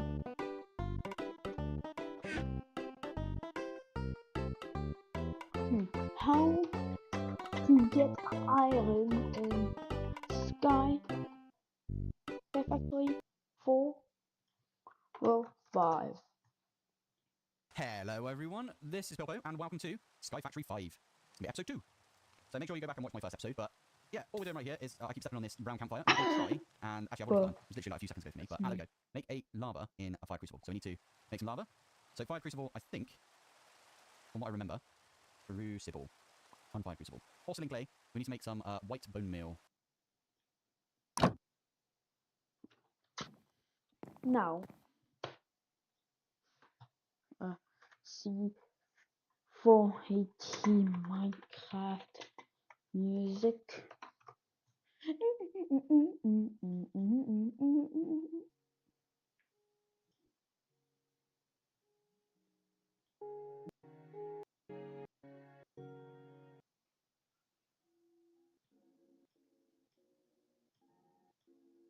My son Venus.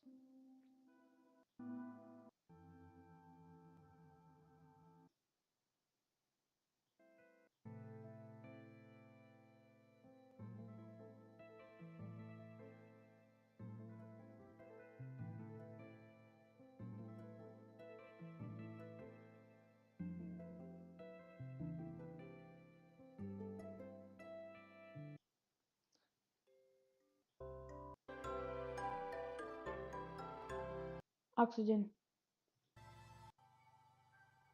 My son Venus.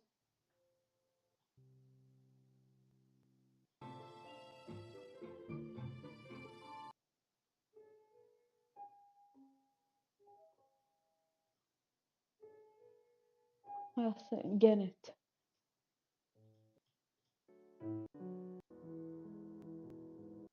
Clock.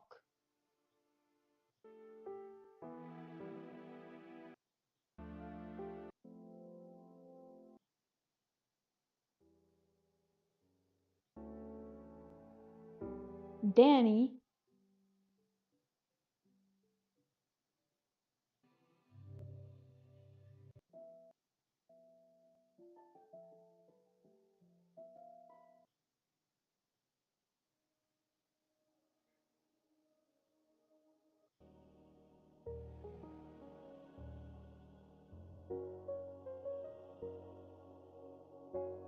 Oh. I kept hearing this goddamn music every time I went to my Xbox One to play Minecraft Edition Xbox One. Yes, I had it.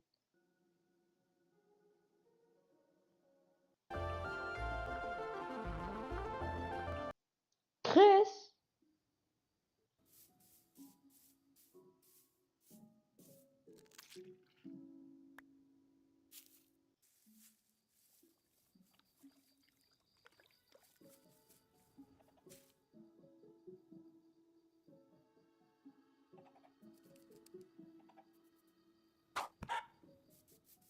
Chicken.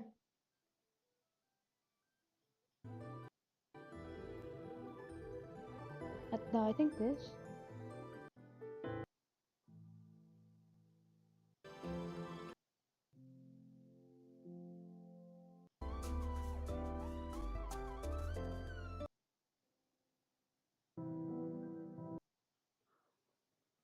Oh, 13.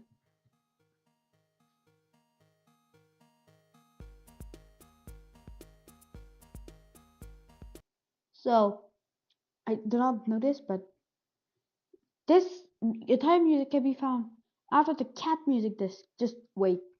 Like, after this music disc, just wait that you get this, Bradley.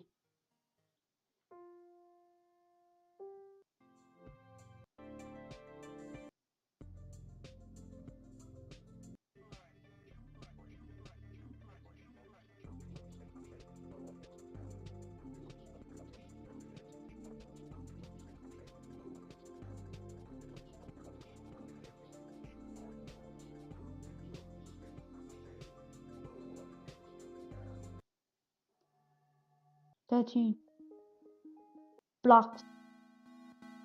Chirp.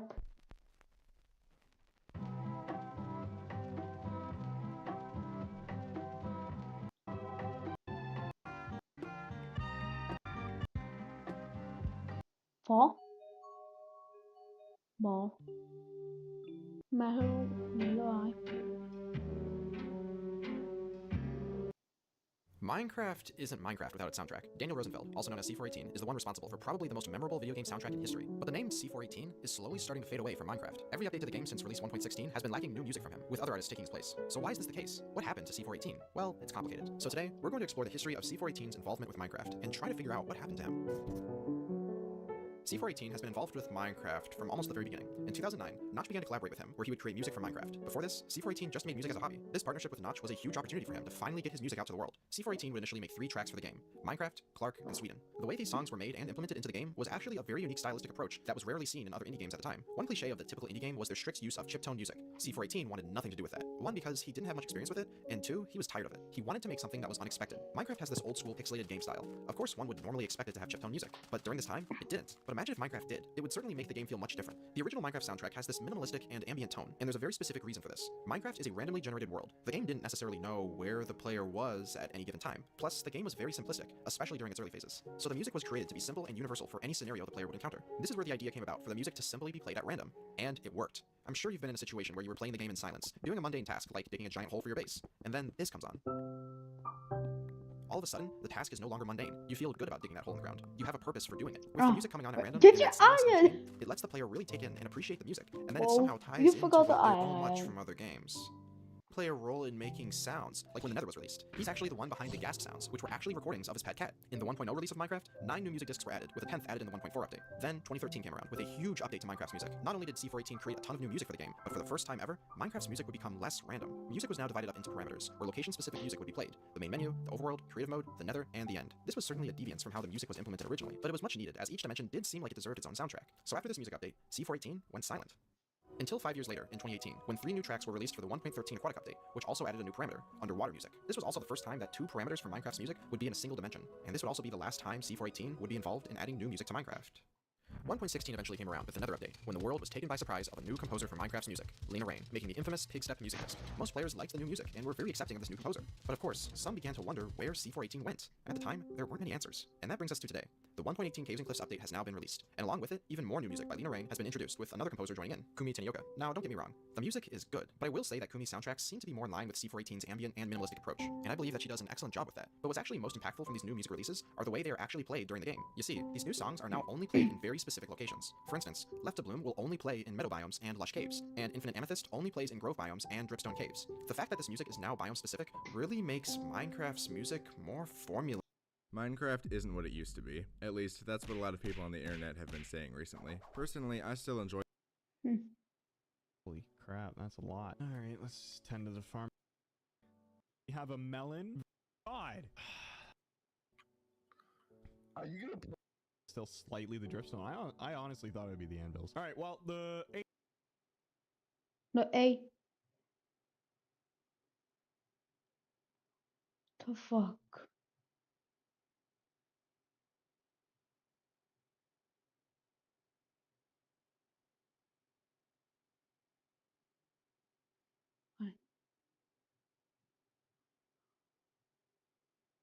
Yes. Guns. Squid Game. What the fuck? Ooh, bro, look at this cave. This is gonna be perfect. Yo! Bro, I can just clutch. Come on now. Yo, this will be hella useful. I'm not done building it though. Are you not? Dude, if I ever fly off the edge like that one video. Wait, I got you. Thank you. Alright, I can put you place a cobblestone slabs like this. Ooh, that looks way nicer. Let's go. Yo, bro, can you go get those diamonds over there? Yes. If you step on a piece of dripstone, some people might think you'll be okay. But actually, the full penetrated dripstone really deep causes severe bleeding and discomfort. To get it removed, you must make your way to the nearest village and locate a cleric before infection starts. The procedure will then happen with the cleric gently amputate your infected. Yes. Gently.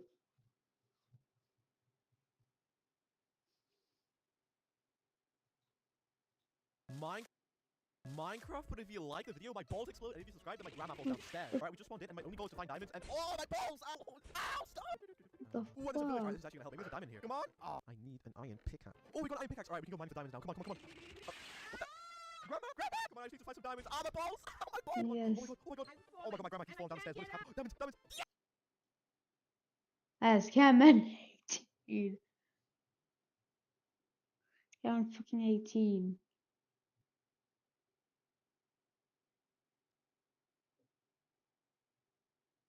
Bro,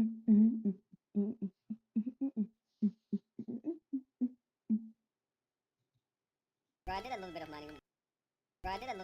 While you were gone. What did you? Bro! I wish we were getting to sleep soon because it's getting nighttime. But you forgot to close the door. It will be fine. Oh, yeah, there's no way I'm fighting that. No way I'm fighting that, bro. I'm so glad I have an Elytra. No, I'm just gonna check out this bastion really quick. Alright, I'm gonna place on the chest. Yo! Yo! What the heck? Ooh, there's a desert pyramid. Alright, I hope there's some good stuff in here. Hey, man, bro, leave me alone. What? Bro, come check out my new house, bro. What do you think, bro? I think it looks really good. Bro, what even is that? No. You gotta do a base first, and then you gotta do the walls. Oh my god, he's got so much, bro. This thing tastes so good. I love it, bro. Bro, what are you doing? I'm just drinking this milk, bro. It tastes so good. Bro, that's not milk, bro. What? Hello? Did it taste good? Is it salty? Yo, I feel like I'm upside down, by the way. What are you talking about, bro? Where are you? Look here. I told you actually to put peanut butter on your balls, and then you don't sound like it. Bro, I'm not even religious, but bro, gravel is so annoying, bro. It gets in the way all the time, bro. Yo, how long is this? What? Huh? Modern Smash games had their legal stage list practically laid out for them by the time the game was released, but there was an era before this, the golden era of experimentation, where tournaments legalized the most bizarre, nonsensical stage. If you follow the competitive Smash scene, you're likely familiar with the series' broken characters. Melee Fox, Brawl Meta Knight, Smash 4 Bayo, and Steven Ultimate. In a similar vein, Ganondorf is almost always found near the bottom of the tier list. It's greedy, and you can see why Ganondorf is butt cheeks. Even in Melee, where the Demon King is a solid mid-tier, almost every top tier has a significant winning matchup against him. If you're choosing to consume Brawl content, it's more likely than not that you're aware of Meta Knight, who is described as the most broken Smash character of all time. Oh, that's against the rules, but I don't think. Doomed to an all too familiar fate, Bro Ganondorf might be the worst Smash character of all time, which is why this matchup is often considered the worst matchup in Smash history. But what if I were to tell you that a different, obscure matchup featured an infinite that made it so unplayable for one side that some regions banned it? Let's talk about the actual worst matchup in Brawl. I'm gonna tell OST. What now, the in order fuck? to understand how this happened, we have to first understand Brawl's incredibly inconsistent grab system.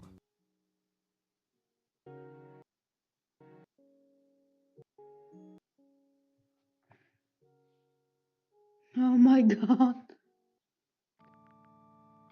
What?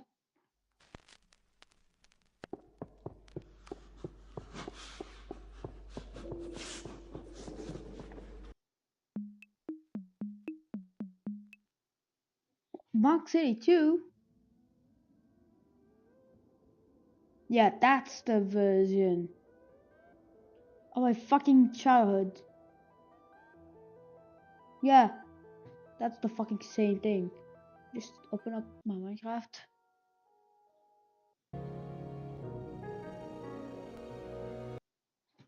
I remember this also. Beginning.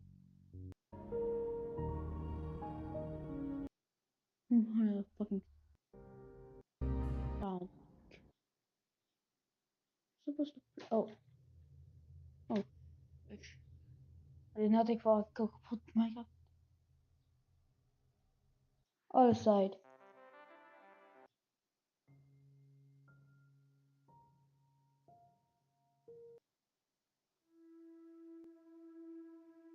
What? Come on, bye.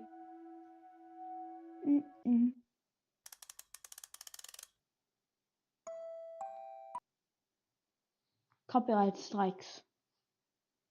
Because oh, how many fuck things are? Look, it's the oh. Axolotl.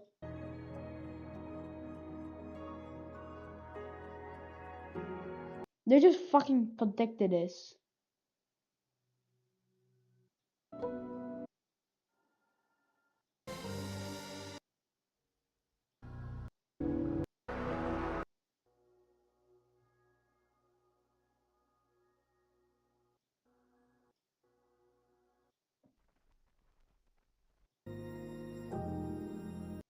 $11. Okay, so first thing first, we need some light gray. Yeah, we'll need light gray dye. I'll need this, which needs light. Jeez, light gray dye.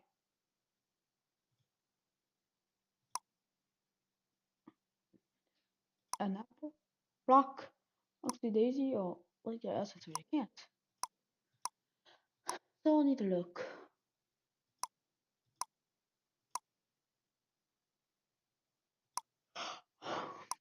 Now I need to look.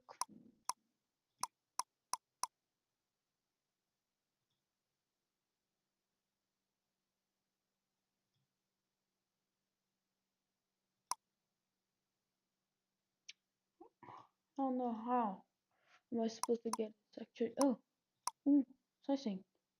Oh, 0. You can't. Stone tire. Machine output Dimex.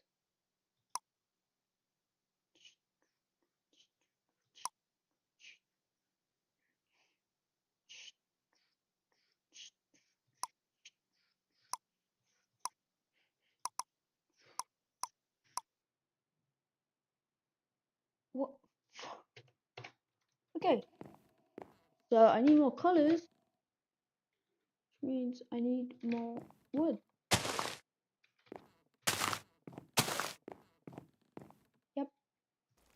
That's what I wanted. Can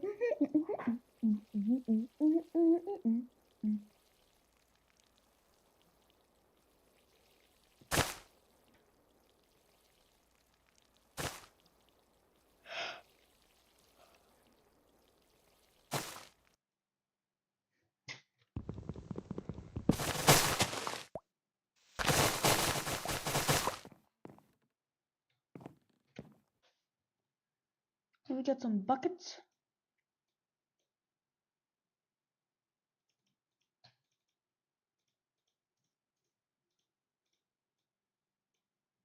Well, I can make 12 buckets. And I did it. 12 buckets. Like, yeah, God. Oh, wait, they're filling here! Blue. Now I'm getting some color. And now I'm gonna... Yum. I actually need it.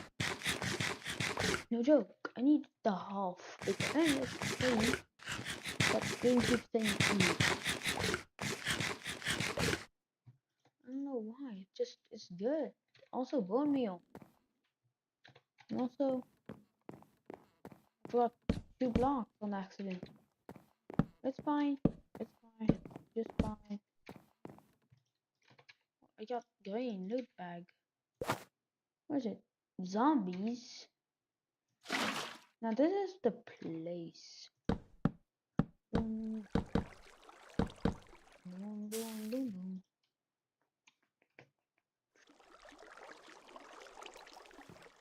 Where's my shears, bro? Yo, where's my shears? There. Like. Now I can cook.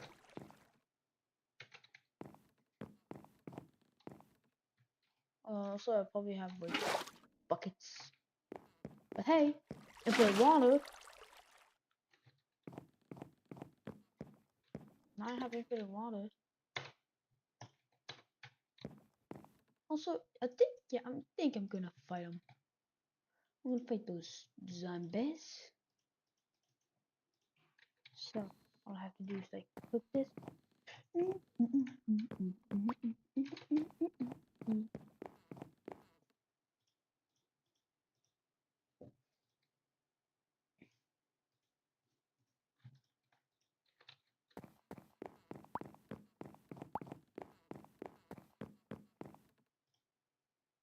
I'm missing one.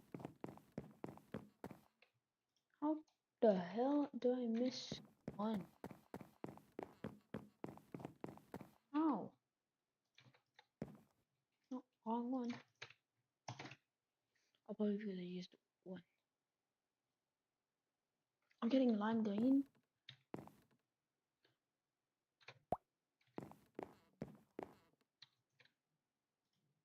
Getting cobblestone. Place this seed and place this seed and boom, sword.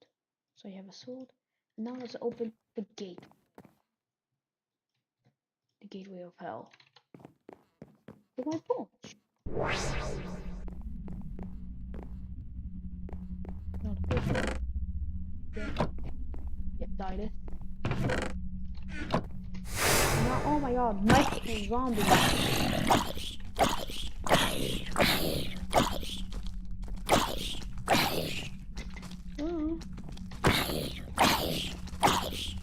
Why am I not thinking this is a fight? Ow.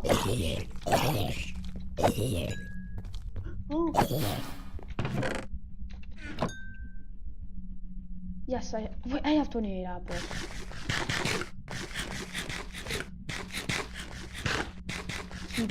TBD.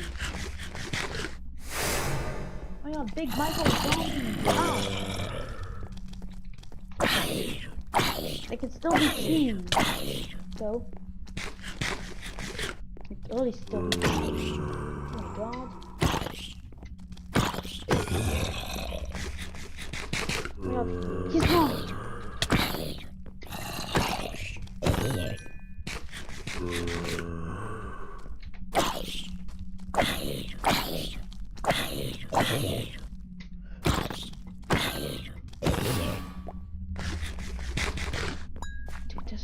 before you die.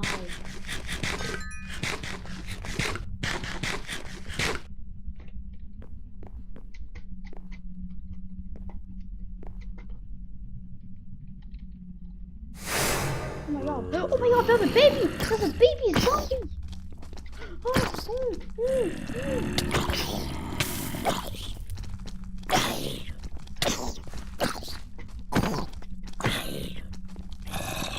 Yes, sir. I killed the baby.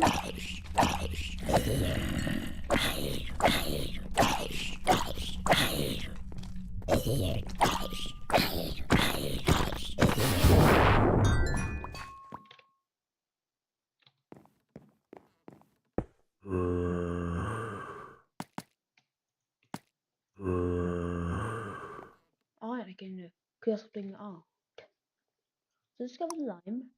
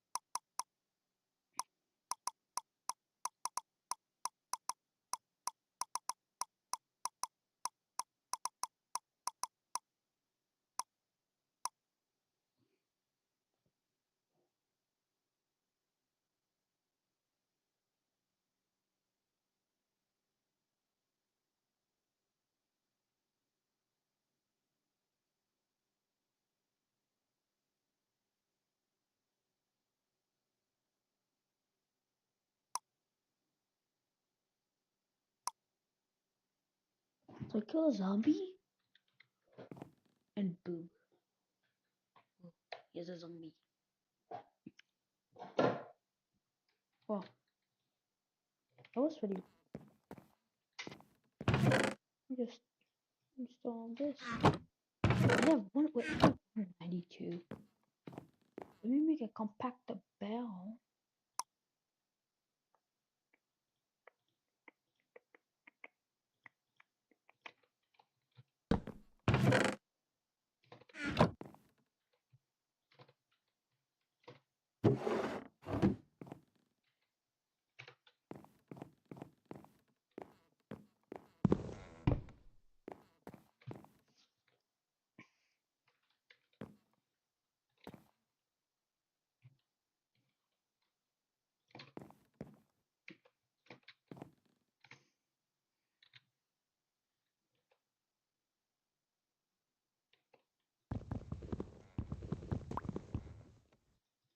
Goodness, do that.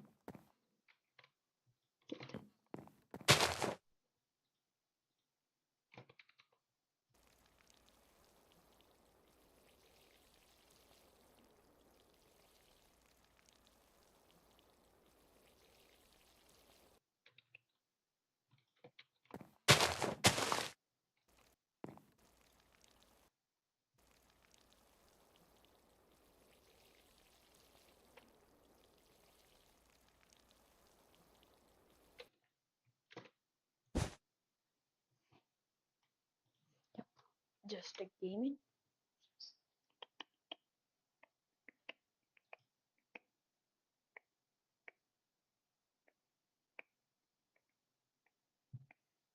Hell no. Imagine yourself playing Minecraft on your old Xbox when you suddenly catch a glimpse of something in the corner of your eye. Today, we added these horrors and fear of being watched to Minecraft Legacy Edition. Using a mod which makes Minecraft look and run like it did back in the day, we loaded up an old tutorial world as well as multiple horror mods with only one goal in mind. Find all 12 music discs in the map for the creatures drivers and say. Now this ended up being crazy, especially since one of the horror mods ramped up right near the end. So with that, sit back and enjoy the video. Okay, Susan, I'm ready. We're losing daytime. Are we gonna like finish building the house? What are we doing? Oh, have you never played this version? I don't remember this one. This one's old. I played the new one. Oh, this is like from my time old. Your bro. Minecraft Live Steam SMP.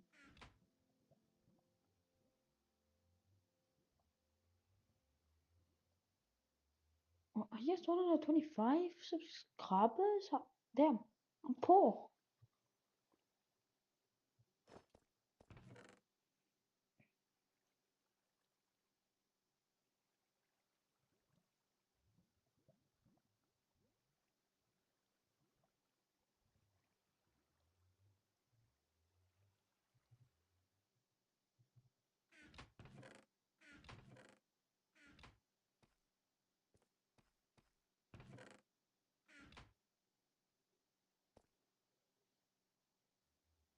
Yep, that's Bedrock.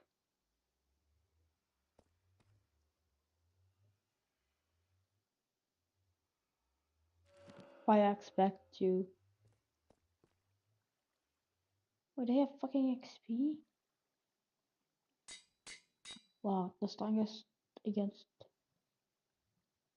Here I am in the end, on the deadliest Minecraft SMP, thousands of blocks out and alone because all my friends died before me. I'm looking for an elytra, but not because I want to fly. Flying is actually banned on the server, but I want an elytra so I can craft extra hearts. You see, I'm at 9 hearts right now because every time you die, you lose a heart. Hit 0 and you're banned, which made the end way more dangerous. I brought basic diamond gear that I was fine losing, but one small slip could send me into the void, losing me a heart. And that's what happened. A missed pro shot sent me down. The void was created for those who could fly, so the flightless will suffer. I really need elytras to craft hearts, especially since I now only have 8. But end busting is too risky if you can't fly.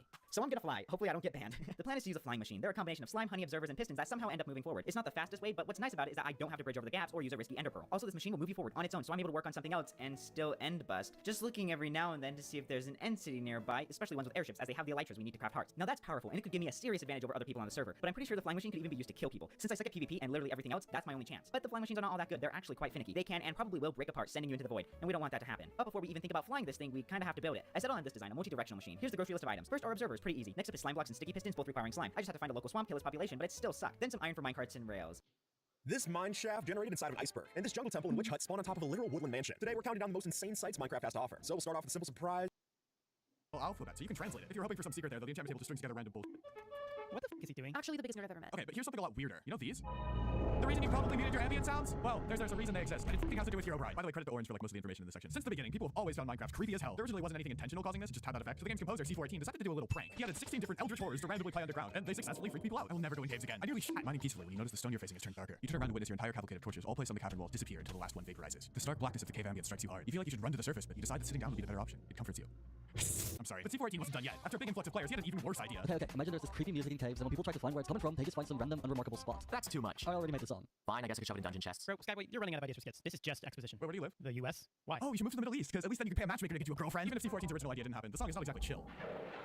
Especially because that part implies someone else was in the world before you. Not obviously never actually added a monster, but the community still developed a massive area. This wasn't helped by a graphical glitch where you could sometimes see white pixels between blocks. It's just because blocks weren't perfectly next to each other, but all players knew at the time was it was weird. So, Notch had been doing Secret Friday updates where he didn't tell anyone. Have you ever played Minecraft and just wondered why on earth is that in the game? I have quite a few times, so I've collected 5 of the most interesting how is no one talking about this type insights from my 11 years playing. For example, why did they add this loading screen? It just struck me as really odd, so I looked into it and it's not a random pattern. It's actually a real-time graph of how Minecraft generates worlds. And after trying to understand whatever the this is, I think I figured out what everything means. So it's tough to notice more than like 5 colors, but there's actually 11 here representing different stages of generation. The super bright green is particularly interesting though. This is where it generates what are called features, which include trees, ice spikes, and even dungeons, which means dungeons aren't technically structures. So the world's generated, I sound like a fucking nerd, and only one question remains. Why does this matter? Well, using it, you can sort of predict where you'll spawn. Loading faster means you'll spawn in an emptier biome. And if the animation starts off center and corrects itself, you'll be near lava or water. The generation for each seed is also completely unique, like a snowflake. And the pattern's also different when you're just joining a world you've already generated, which is how speedrun moderators can tell if people cheat using a set seed. I thought this was interesting. This dude could always tell when his mod would crash because the world gen screen had a few pixels messed up. Everyone, give him an update. World gen is cool and all, but there's a lot more hidden within the gameplay itself. Like, what are these weird symbols in the enchantment table? That's right, I'm gonna teach you the enchantment table language. But hang on, let's be polite. It has a name. The standard galactic alphabet was created by this dude Tom Hall to give otherworldly vibes to this game series called Commander Keen. And then the developer Notch just took it. I'm guessing he played these games growing up, and since he was still an indie developer, he didn't consider the problems of just stealing assets. Luckily, good old Tom didn't mind. But as you'll see later in this video, this actually kind of becomes a pattern of Notch's behavior. He's not the best dude. But on the bright side, this is a functional alphabet, so you can translate it. If you're hoping for some secret there, though, the enchantment table just strings together random bullshit. What the fuck is he doing? Actually, the biggest nerd I've ever met. Okay, but here's something a lot weirder. You know these? The reason you probably muted your ambient sounds? Well, there's a reason they exist, and it fucking has to do with Herobrine. By the way, credit to Orange for like most of the information in this section. Since the beginning, people have always found Minecraft creepy as hell. There originally wasn't anything intentional causing this, it just had that effect. So the game's composer, C418, decided to do a little prank. He added 16 different eldritch horrors to randomly play underground, and they successfully freaked people out. I will never go in caves again. I nearly shit mining peacefully when you notice the stone you're facing has turned darker. You turn around and witness your entire cavalcade of torches, all of ambient. Influx of players, he had an even worse idea. Find some I guess I could shove it in dungeon chests. Bro, Skyboy, you're running out of ideas for skits. This is just exposition. Wait, where do you live? The US? Why? Oh, you should move to the Middle East, because at least then you can pay a matchmaker to get you a girlfriend. Even if C14's original idea didn't happen, the song is not exactly chill. Especially because that part implies someone else was in the world before you. That obviously never actually added a monster, but the community still developed a mass hysteria. This wasn't helped by a graphical glitch where you could sometimes see white pixels between blocks. It's just because blocks weren't perfectly next to each other, but all players knew at the time was it was weird. So, Notch had been doing secret Friday updates where he didn't tell anyone what he added. There's creepy playing in caves and inexplicable white pixels flickering in the corners of the screen. This is what sparked Herobrine, who would play young children of the Minecraft community for years. Him and like every YouTuber. What those young children might not have been aware of is that Notch actually developed a second version of Minecraft. And while it was never finished, many of its features have ended up in the main game. Before that though, speaking of you, Green, they're the sponsor of this Green's actual trailer. 460 this product. Power bank, little face, Dare. It wasn't his first time to hold his 20-second session, and this time, one of the participants was Notch. It wasn't his first time, but this one caught the most attention because his submission was Minicraft. It's basically 2D Minecraft, even down to the randomized worlds. It is also the name of a Minecraft clone in the App Store. Okay, for context, Ludum Dare gives you 48 hours to make a game based on the theme, which this time was alone. So Notch based his submission around killing the only other sentient being in the game, the Air Wizard, which ignores the fact that there's zombies and slimes everywhere. So in other words, Notch already had the idea and made a bullshit to get it to fit. So I compiled this old code together, and let's go. First thing I noticed is that these are not Minecraft textures. Notch tended to reuse textures in random projects, which could mean this game was a little more important to him. Nothing, there's an energy system here. It's really fucking annoying. This isn't Minecraft. Trust me, it's very different. You press X instead of V.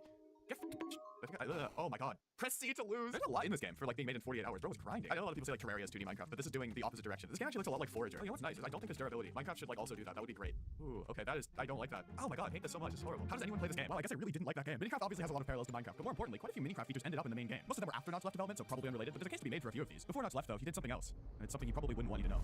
If you're in the 4% of people who've beaten the Ender Dragon, you'll have seen what's called the end poem. It's these two supposed higher beings discussing the player, and the meaning is very subjective and I'm not an English teacher. But what I can talk about is the upsetting story of how the poem got there. In 2011, Notch was preparing for Minecraft's official launch, and he had a problem. His game didn't have an ending, so he furiously drafted a tweet. This got him in contact with Julian, who we briefly met 2 years before. Julian was a niche, but not a known writer, whose style I can best describe as spiritual, and after sending a sample of no, by the way. But to get words of the poem Minecraft, Julian's text look encrypted? Sure. That's actually why this effect exists, by the way. But to get a feel for Minecraft, Julian spent the next couple weeks playing it with his daughter, and once he was familiar with it, he says the words of the poem just flowed out of him. Notch ended up loving it and didn't cut a single thing. But during Notch's artsy friendly talks with Julian, he referred him to his friend, Carl, to get paid. Carl was not a friend. Carl was a ruthless business graduate and major shareholder at Mojang. Not to make him sound so non-threatening, Julian negotiated as if Carl was just trying to come to a fair agreement. But as Julian explained his detailed artistic vision, Carl got fed up. Carl said $20,000 of the deals off with some vague promise to promote his work. Minecraft was worth $100 million and sold 50 copies a minute. Julian wasn't super aware of this though, and he was broke, so he just took it. I'll send the contract soon. Okay. I haven't signed anything yet. Why did I get paid?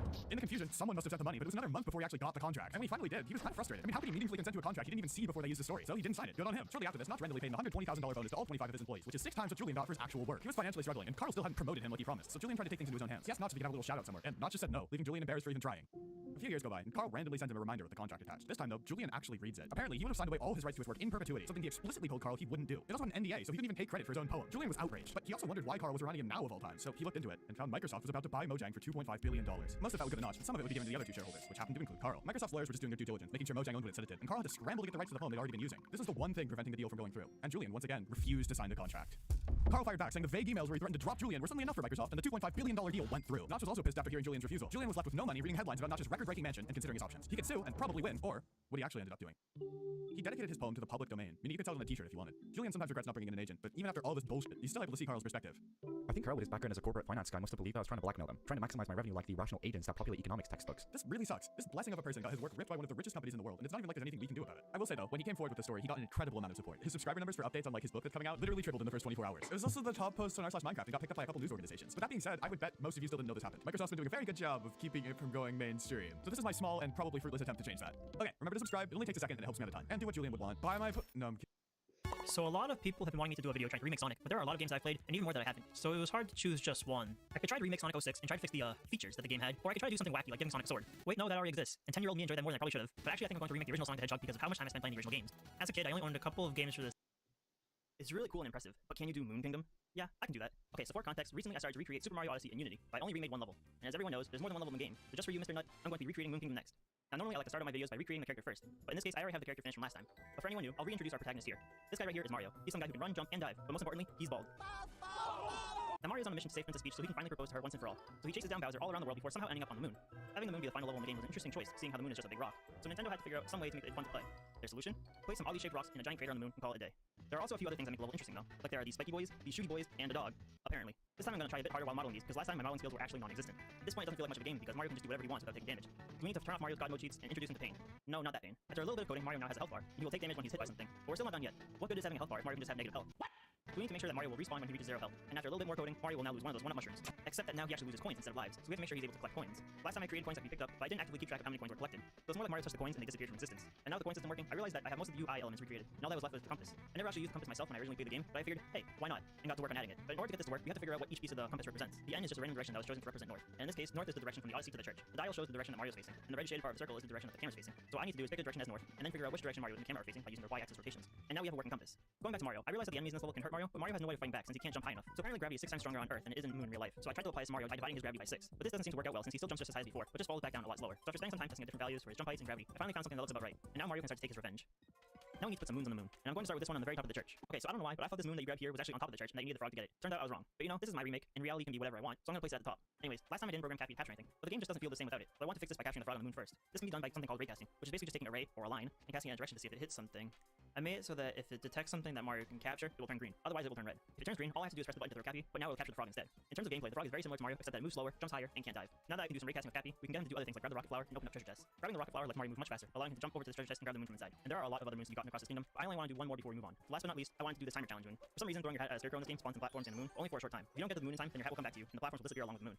Anyways, let's get back on track for the actual reason we came all the way to the moon. We're here to rescue Princess Peach once again and confess our love for her. Upon arriving in the Moon Kingdom, Mario decides to park the Odyssey in the lower level of the moon instead of, you know, right in front of the church. I mean, he traveled all the way from the Earth to the moon. He could have at least parked in a more convenient spot. Luckily for us, people discovered that you can skip the underground cave section of the level that Bowser spent so much time preparing for us. So after a couple of wall jumps, we're now just a red carpet away from the church.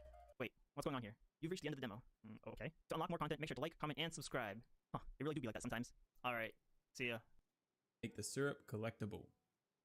When collecting syrup, you get a little bit bigger, but it's a bit more complicated than that. Instead of increasing the scale by 1%, for example, you need to increase the area. And to get the area of a circle, you need to do some math. And finally, I'm starting to work a little bit on the enemy. I gave them the ability to flip, to eat, and to die. And after that, I need to give the player some sort of reason not to flip. And that reason was spilling your syrup everywhere. And you lose more syrup than what's spilled. So even if you pick it all up, you will not be the size you were before. Spilling your syrup also allows enemies to pick it up too. When starting to code the enemy's AI, I realized I had a huge problem. You see, right now, the movement is with WASD, and you just look towards and flip towards the mouse. As much as I hated to change the movement, I knew this would be a huge problem in the future, because I realized it would be very difficult to make the enemies move along that WASD and also have realistic looking movement. So I made the game even more like a Gario, and now the player moves towards your mouse. To make the enemy AI, I gave him several different states that he would be in. I never tried doing this before, and I barely know anything about it, so I just winged it for this game. I have a few states: idle, wander, attack, and evade, and they do exactly what you think they do. If there's a player or syrup in the area, they set one as their target, and then based on a few different factors, they choose a state. There's a bit of RNG that randomly changes states too, or it randomly changes the targets. Targets are also sorted by the amount of syrup that they have. Here's some very early footage, and it's really obvious that it's not a human right now, because right now it just chooses a random target that's in its area to go after. Improvements were not consistent either. Sometimes it would look convincing, and other times it didn't. And I haven't even started on the flipping yet. I made the enemy prioritize larger waffles over smaller ones, because there's no reason to chase a small waffle that's already way faster than you and will give you barely any syrup. I added a few enemies next to each other just to see how they would behave. Something's not quite right with the detection, but this guy actually flipped and correctly ate me. Now they seem to be somewhat convincing, only chasing if they're large enough to eat the other and only flipping when they're in range. Next, I made a respawning function. This will be very important to make the game feel like it's never empty. And another way of making it never feel empty was to make some sort of boundaries so the players don't go too far. I made the main level spawn in the syrup within the set boundary. This just selects a random point on the map each time and puts a syrup there. This is what the spawning looks like on a small scale. Because I was concerned with just the vast amount of syrup that could be on the screen, I made a few limitations to make sure the game wouldn't lag too badly, but it might if the player's intentionally trying to.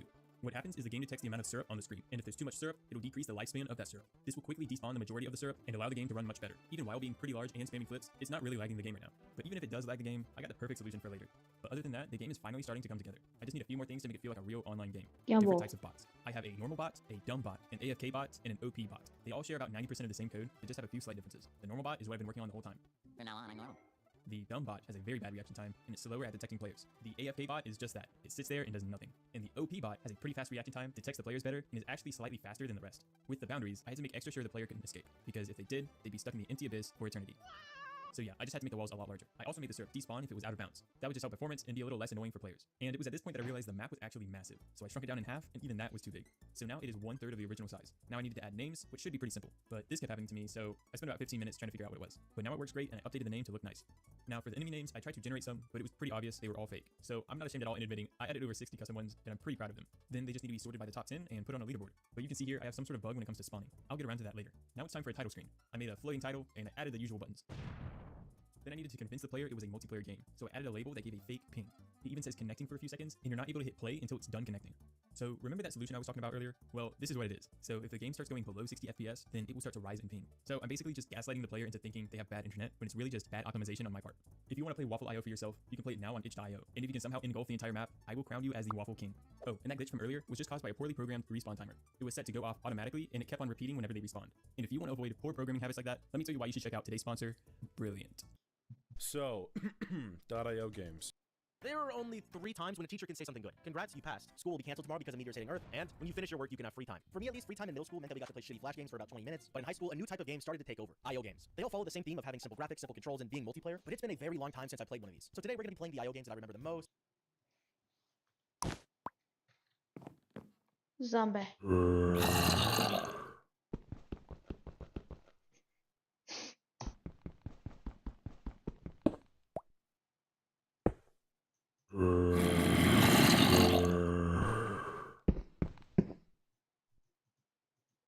Feet.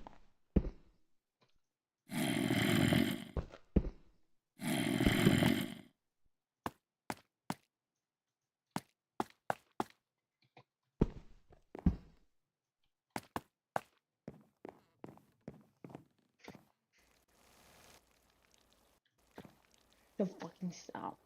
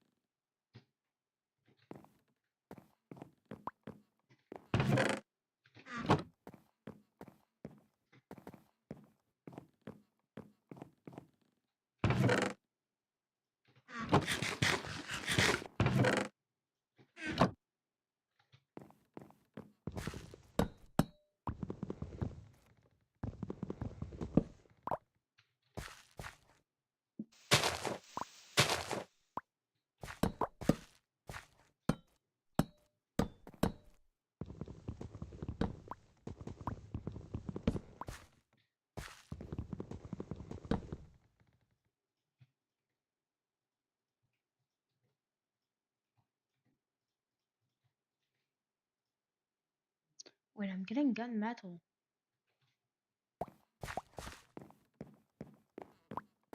Wait, is it compatible with it?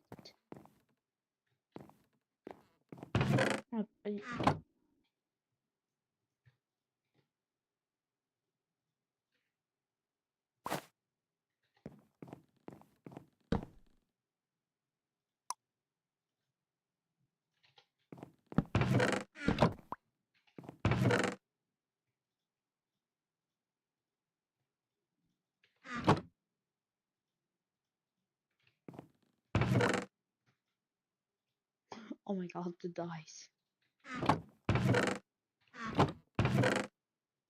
Wait, I have 69 dice. I have 182 pieces of wood in here.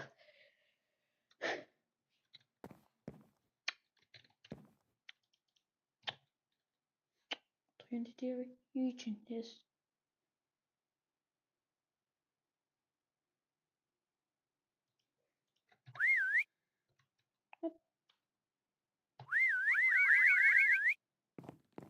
That's good. So happy. I'm gonna change this from wood to cooking level. Right? Yeah. We're gonna get the, let's see, all the hammers. So this does 3, this does 2.5, and the wood one. Yeah, this will be better.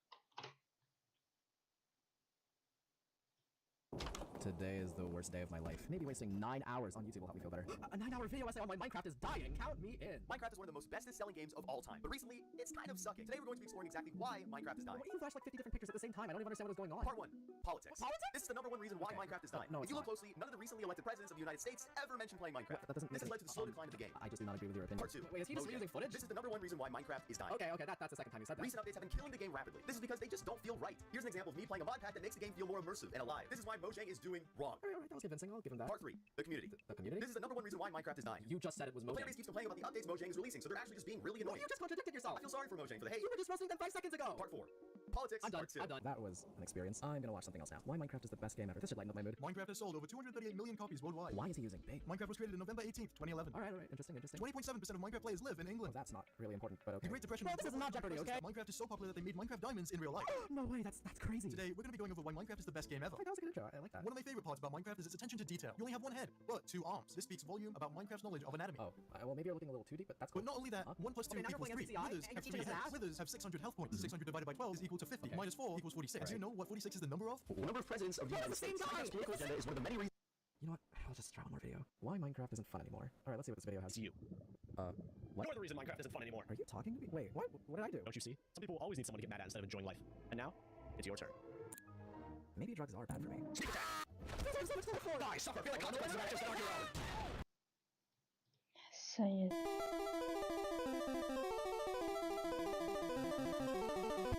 The Godot Icon Jam. This jam consisted of just 5 people, and our challenge was to use this pack of icons for all of our assets. Since we only had 15 hours of development time, I could already tell this was going to be hard to pull off. First, we need a concept, and I struggled a ton coming up with anything interesting that would work with these. And I finally had the idea, what if you had a platformer, but you could only move to the right? You see, just about every platformer gives you the basic controls left, right, and jump. So what if I took one of these away? A game with no jumping seems a little boring, but what about a game with no left button? You could only move right. I can already think of a few mechanics that would make it possible. I took inspiration from good old Super Mario Bros. In Mario, boos try to attack you when you're not facing their direction. I wanted something like that, but put to the extreme. To make the character, I took multiple of these sprites together to make a box, and then I put an arrow on it. And this arrow was to show that you could only move to the right. My first idea was to just kill the player if they turned around. It would be funny, but I only have 15 hours for this game. So I decided to keep it simple, and you can only travel in the direction of the arrow. And right now you're probably thinking, how the frick are you gonna make more than 2 levels if all you can do is jump and move forward? Well, let me introduce you to this amazing mechanic. Okay, it's not that amazing, but it's a pretty big deal, because this is going to be the player's first official way of moving backwards. Wall jumping sends the player backwards and up. And using this correctly can allow the player to reach some new places. But as you can see, the ground has friction. And when you're on the ground, you keep slowing down until you're stopped. So how could we not stop? Jumping instantly will retain almost all of the player's speed, so we can keep this momentum for a very long time. Just watch. As you can see, the player can now travel a considerable distance backwards with just a simple wall jump. I also made the player jump like Mario. Your jump gets higher the longer you hold the jump button, and it shortens the less you hold it. So having this variance in jump height is just one more mechanic I can work with. The next thing I added was a rotator. This gave the player a way of changing the direction that they're facing. All you need to do is wall jump on it and it will flip you around to the other direction. This single block alone opens so many more possibilities. Now, levels can have even more of a puzzle solving aspect. The next object I added was a spike, because every platformer needs a spike, and with the spikes, I need a death animation. So I made the player burst into black and white pixels whenever they die. Similar to my previous platformer, the spike would just spawn you back at the beginning of the level, not because I'm lazy, but because I'm efficient. My goal was to make the game more fun instead of difficult, so there's not going to be a ton of spikes until you get to the last 2 levels. To keep the game from being too easy for real gamers, I added a big coin that you can go for just for fun. It doesn't really do anything special, but it acts as a challenge if players want to take the risk to grab it. There's one in every level, and generally it's a bit tricky to collect. My next items to add were springs. Godot loves to be user-friendly, and so I had to remake the spring for every direction that I was going to use it in the tile map. So because I wanted springs aimed left, right, and up, I had to make 3 different springs. And then I had to import them each separately into the tile map, even though they were all basically identical. The springs will also allow for a higher jump or unique horizontal movement. To spice things up, I made a special tile that's enabled or disabled based on the direction that you're pointing in. So if you're facing to the right, these ones are going to be enabled, and these ones will be disabled. And the opposite happens whenever you flip to the left. These can be great to act as one-way doors, temporary wall jumps, or just another way to make puzzles.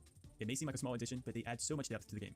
One last obstacle I wanted to add were these deadly walls. These walls would turn from white to red. When they're white, they act like a normal solid wall. You can step on them, jump on them, and even wall jump on them. But once they turn red, they act like a big spike. Instead of becoming a wall, they become a big hitbox. And touching that hitbox will make the player explode to the beginning. To make it a little bit more fair, I made the hitbox of it a little bit smaller than the collision. So if it's white and you're right next to it, and then it turns red, you'll be fine. You'll only die if you run into it when it's red.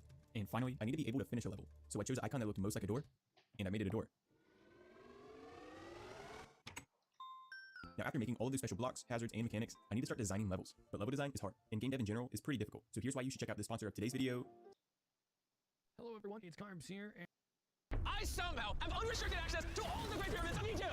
Whoa. No, this is the coolest thing I've ever seen. We'll be going into the tombs of ancient pharaohs, places that are literally illegal to enter because they're incredibly dangerous. What if we fall? Yeah, you'll definitely die. We'll even be swimming through a secret underground tomb beneath the pyramids. We've only been granted 100 hours to explore, and we're gonna start right now. Follow me, boys. This is about to be fun. This is so beautiful. Someone 4,500 years ago put this rock right here. Correct. This pyramid dates back to about 4,500 years old. The passageway we're in leads to what Egyptologists say is King Khufu's tomb, the pharaoh who may have ordered the pyramids to be built. Whoa!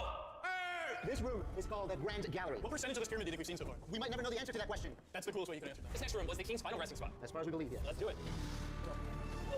Whoa! Holy crap, boys! What is this? 4,600 years ago, this chamber may have contained the king's mummified body. This is where the pharaoh was buried. This is what we believe is the final resting place. Believe? How do we not know? I think somewhere inside this pyramid, there's another chamber that we have not found yet that might have the body of the king. You know what? In this video, we're gonna find it. Because we will literally be exploring from hundreds of feet below the pyramids up to the highest point in the largest ancient pyramid on Earth. Woo! That was awesome! Before we go explore the other giant pyramids, I want to show you guys base camp. Yeah. This is nice. We got a dinner table, some tents to sleep in, and... No!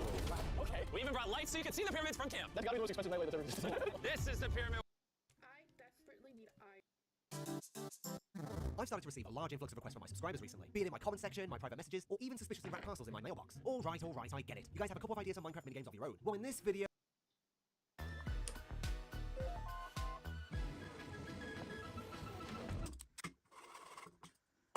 The problem with trying to make the most comfortable mouse in the world is always going to be accuracy, and using traditional measuring techniques or trial and error is basically impossible, because no matter what I end up designing, my hand will naturally fall into that position when testing, even though it might not be the most comfortable position for my hand long term. So the only way to know for sure that my hand is at the most natural resting position is to somehow print a perfect shape to fit inside this gap. And that's where this stuff comes in, because not only is it extremely satisfying to play with, but it's also the perfect consistency for making a temporary custom mold of something. And as it's so flexible, I can squeeze it into all the important support areas without it altering my grip, which is great until it gets stuck to your desk.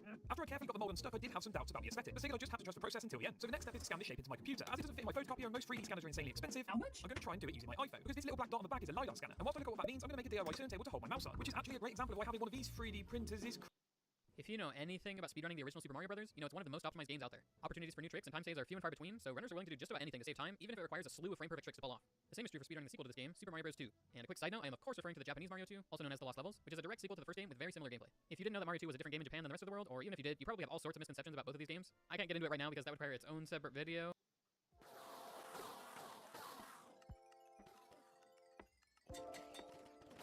Oh, I forgot something. Yep.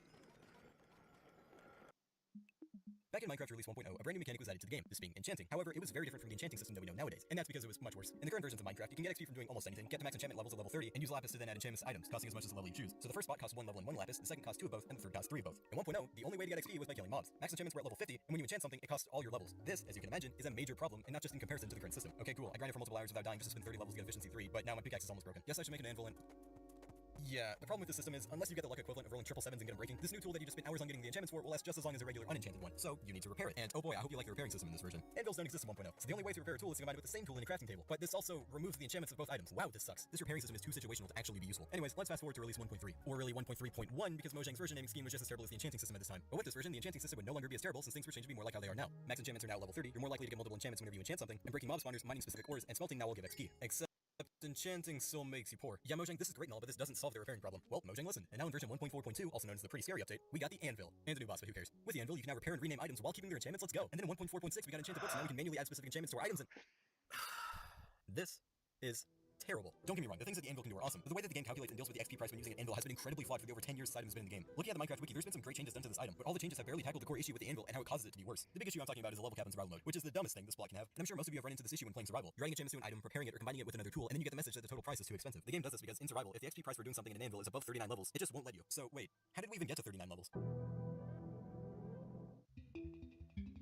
When you do something in an Anvil, the game calculates the price in two parts. Prior use penalty, and the second one is different depending on what you're actually doing in the Anvil. The first one, prior use penalty, is actually the reason why the price of an item keeps going up. It actually ends up being most of the XP price in the end. Prior use penalty is calculated based on a hidden counter that every item has, that being the Anvil use count, which, as you can imagine, is the amount of times an item has been used in an Anvil. The game then takes this count and puts it into this formula. Like I said before, the second half depends on what you're actually doing to the item, so I'll quickly go over those differences. Renaming an item just adds one extra level to the price and caps out at 39. So even whenever you put an item in an Anvil and it immediately says too expensive, you can still rename it. Renaming an item also doesn't count towards an item's Anvil use count. Adding enchantments with books refers to this chart. Each enchantment added to an item takes its enchantment multiplier and multiplies that by the level of the enchantment. This is done for each enchantment, meaning the more enchantments on a book, the higher the price. Combining two tools together will cost 2 levels, plus the cost of adding the enchantments from the second item, like with books. But this time using a more expensive chart for some reason. But if the second item you're combining with the first isn't enchanted, it's just 2 levels. Okay, now we have a vague understanding of how the system works, so now I'm going to go over the reasons why the system is broken. Number 1, the second half of the price is determined by the result of what the second item in the Anvil does to the first. Meaning if you swap the placements of the two items, the price can be drastically different. This makes no sense when it comes to combining two of the same item, especially since the result can be the exact same. And not only just in the enchantments and durability, but in the item's Anvil use count. Because, fun fact, When putting two items together in an anvil, the game doesn't add 1 to the anvil use count of the first item, it adds 1 to whichever item has the higher anvil use count. That part makes sense, but this makes the whole price difference depending on the order, even though the result is still the same, even more dumb. Number 2. I think outside the price cap, the thing that annoys me the most is that the system is different between Bedrock and Java. I know it shouldn't be surprising that two systems work differently between Bedrock and Java since they're literally made in two different programming languages, but it's the differences that make me question this system even more. In both versions, when combining two items with the same enchantment and the same level for that enchantment, the level of the enchantment is increased by 1. So sharpness 4 combined with sharpness 4 gives you sharpness 5. But the differences lie on the price. So adding sharpness 4 to sharpness 4 not only increases the level of 5, but now you have to pay the price as if you were adding sharpness 5, which is 5 levels by the way. On Bedrock Edition, it's based on the changes, not the resulting item. So sharpness 4 and sharpness 4 making sharpness 5 on Bedrock only cost 1 level. Number 3. Repairing an item counts towards the anvil use count. And yeah, that should be obvious, and while that does make sense, it makes it much harder to add enchantments to an item in the future, so there's no point in it, especially since it can only be done a certain amount of times. The worst part about that is instead of solving the issue, Mojang made the mending enchantment. Nothing against mending, but this is what Mojang uses as a solution for the anvil issue, making this item's original use obsolete, especially considering how easy 1.14 made getting mending. There's almost no reason to repair an item instead of just adding mending. Even then, because of how easy it is to get XP now, in most cases, it's more worthwhile to make a new tool and enchant it, rather than spending materials fixing an item that just gets more expensive the more you do it. And because of that, the only time where it would make sense to repair a tool would be if that item already has a lot of enchantment on it, so it wouldn't be worth it to replace it. But if that's the case, the item probably already has mending. And finally, number 4. Prior use penalty uses this equation, which means that the price exponentially increases. The idea of prices exponentially increasing is fine to me, but this is too high, especially with the level cap. Maybe lower it to like 1.5 instead of 2. But that reminds me, number 5, the level cap. Why does it exist? Seriously, what is the argument for the level cap? What, it would be too overpowered if you could just infinitely use it? How? You can already add all the enchantments for an item by combining books in a certain way, and because of mending, you almost never have to repair an item in an anvil. If the player has the levels to use an anvil, then let them use an anvil, even if the price is insanely high. I can understand if for some reason the original idea was to limit the amount of times you can use an item in an anvil, but this philosophy is obviously something Mojang doesn't follow anymore.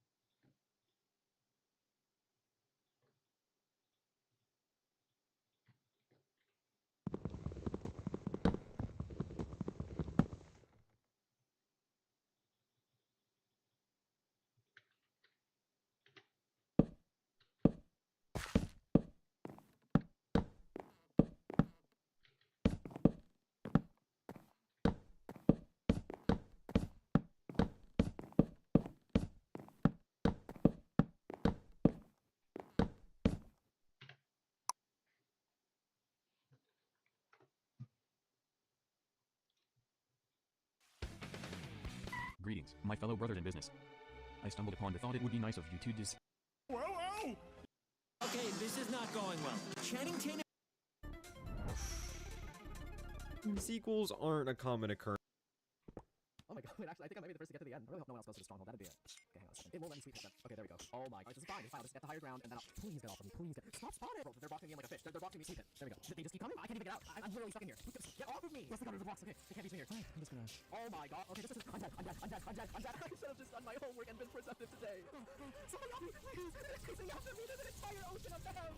Let me help me, please! What the hell are you up to now? I know this is the 5th time this week, but I really need help. Please save me. I'm gonna die. Let me die. Let me in, please.